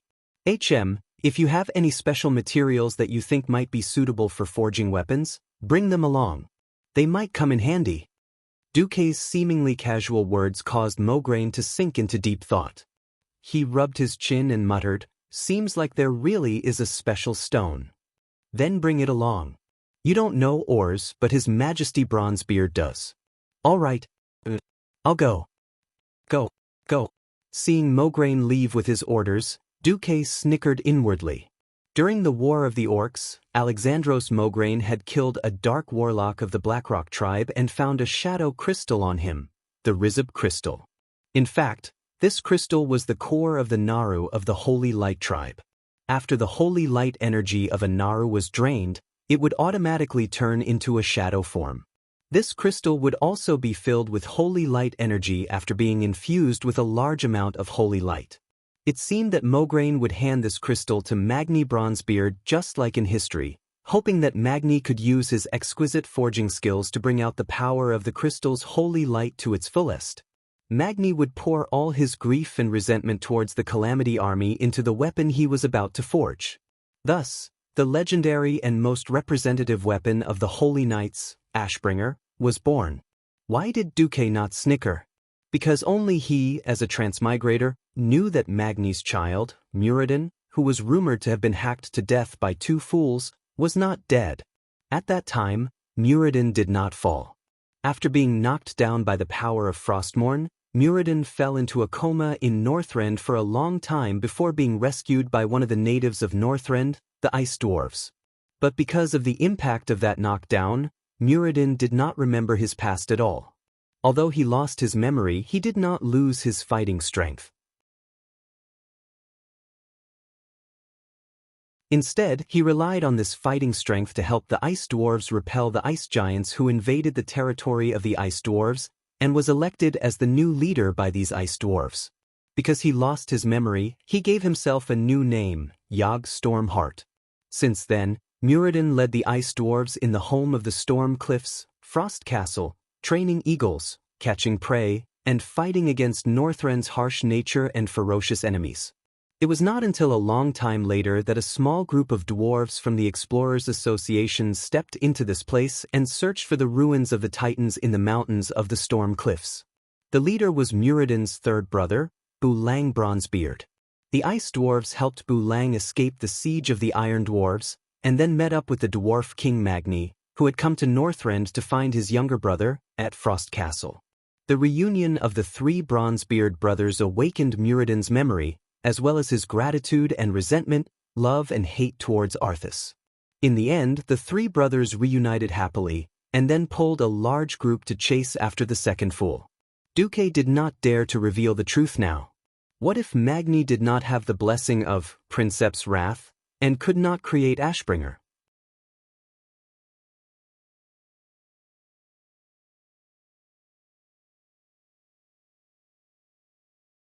Chapter 779. Of course, as a bastard, as a benevolent hero of the Alliance, Duque wouldn't be so stupid as to hide it for too long. When Magni finished creating Ashbringer, Duque would see the so-called prophecy, which would send the adventurer brewer Lang Bronzebeard on a treasure hunt. Coincidentally, he would pass by the Ice Dwarf's territory. Anyway, he had the legacy of the Medivae. Since the Mediv had become a charlatan, no one would suspect him even if he made a cameo appearance. If he couldn't find it, how could he, Duque, be blamed? As the days passed, Duque began to wonder if the original history had collapsed. On August 5th, year 15 of the Dark Portal, the Horde finally gathered all the ships and began to cross the sea. Thrall was cautious. He was still wary of the Alliance attacking the Horde's fleets. He ordered the Horde to go out in batches, about 1/10 at a time. Every day, the Horde would go out to sea into 3 groups, north, middle, and south. Without losing their way, they would try their best to split up. The elites of the Frostwolf tribe were responsible for bringing up the rear. To Duque's surprise, Jaina was the one who tried to attack the Horde in the dark. She had secretly sent a fleet to destroy one of the Horde's fleets, but Duque found out and stopped her. It had to be said that it was a very stupid move. Throughout the history of Earth, those who fought on 2 fronts all died horrible deaths. The Calamity Army was terrifying enough. Since the Alliance hadn't destroyed the Horde in the past 10 years, it would be unwise to attack now. Duque was speechless. To prevent Jaina and Thrall from having unspeakable stories, Duque had given Jaina a strong dose of medicine in the Tirisful Glades. Now it seemed the effect was too good. After being caught, Jaina felt wronged. Those green beasts are blocking our way. We only wanted to scare them with our cannons. What Jaina said was partly true. If Duke had led the tribe to the west coast of South Shore, perhaps there wouldn't have been such a problem. Unfortunately, the defense line of the South Sea city-state was a nail that Duque had ordered Illusia to operate for 10 years in order to deal with the invasion of the Scourge Legion. It was meant to be nailed to the Rotterdam Kingdom to bleed the Scourge Legion. Of course, they couldn't let the tribe pass. Duque also wanted the Scarlet Cross to go to Lordaeron as many civilians as possible to evacuate from the old territory of the Lordaeron Kingdom, so he could only take the North Stream coast and leave the South Stream coast to the Horde. On the other side, the crossing of the flight routes was unavoidable. Especially when the transportation volume was so huge, it was even more impossible for there to be no friction. Then, Jaina's fleet appeared and forced the Horde's transport ships to stop. She shouted, "If you green-skinned creatures dare to sail forward again, I'll destroy you." This news was sent to the South Stream coast by the wyverns of the tribe, and Sal was so scared that he almost prepared to attack the North Stream coast. Duque only found out about this when Sal trembled with fear and did not have much hope of finding an envoy to negotiate. This emblem, it's Jaina's fleet? Because Miss Proudmoore was almost killed by the orcs when she was young, she hates the Horde. Now we have a bigger enemy, and there's no reason for us to start a war. All right, I'll try to get Miss Proudmoore to restrain her subordinates, But in the future when you see her emblem, please be careful. The honest and reliable young man Duque righteously said that he would control his subordinates, but he decisively fed Sal a mouthful of tea. You should be careful of Jaina. She really hates the Horde. If you fall into the hands of this female devil, be careful that you'll be chopped into 18 pieces. The dark Duque spat out fiercely. Let's see if you still dare to flirt with the beauty and the beast in this life? Even if I don't want her, I won't let you, Sal, have it easy. You still want to be a KFC chicken in heaven and a pig on earth? Dream on. Duque's reply to the Horde's messenger was so sincere that Sal almost believed him. He believed that Duque was a great hero with wisdom and foresight, and that he put the big picture first. Unfortunately, Grum Dungeon's roar woke Sal up. If Duke Marcus wasn't the guy who sent millions of orcs to hell, I'd be willing to believe that he's a human who's close to our Horde. Thus, on the entire continent, if Duque claimed to be second in terms of the total number of Horde kills, no one would dare to claim to be first. To be honest, Duque didn't want to be so good to the Horde. But the scourge was spreading too fast. Duque could only get rid of the Horde as soon as possible. Get out. Get out. Scram as far as you can. Duque didn't hesitate. The next day, he sent a copy of the Scourge's marching map to Sal. He explained directly, the Horde can either speed up the migration, or the Alliance will start a war with the Horde. We may not be able to deal with the Scourge, but we can still deal with the Horde. This time, Sal really believed him. Without another word, on the 8th of August, they organized the largest crossing of the sea, sending away the remaining 50,000 Horde in one go. And on the 10th of August, news came that on the 9th of yesterday, Torrent Fort fell for the second time. Half of the soldiers in the city were slaughtered. Even King Garen Trollbane died in battle and became an undead. Of course, a more general statement was, more than one Torrent Fort Wang family guard confirmed that after the outer city was broken by the Scourge, Garen surrendered. What was tragic was that the Scourge had no precedent of not killing after surrender. They directly killed Garen and turned him into an undead with only a few pieces of flesh left on his face.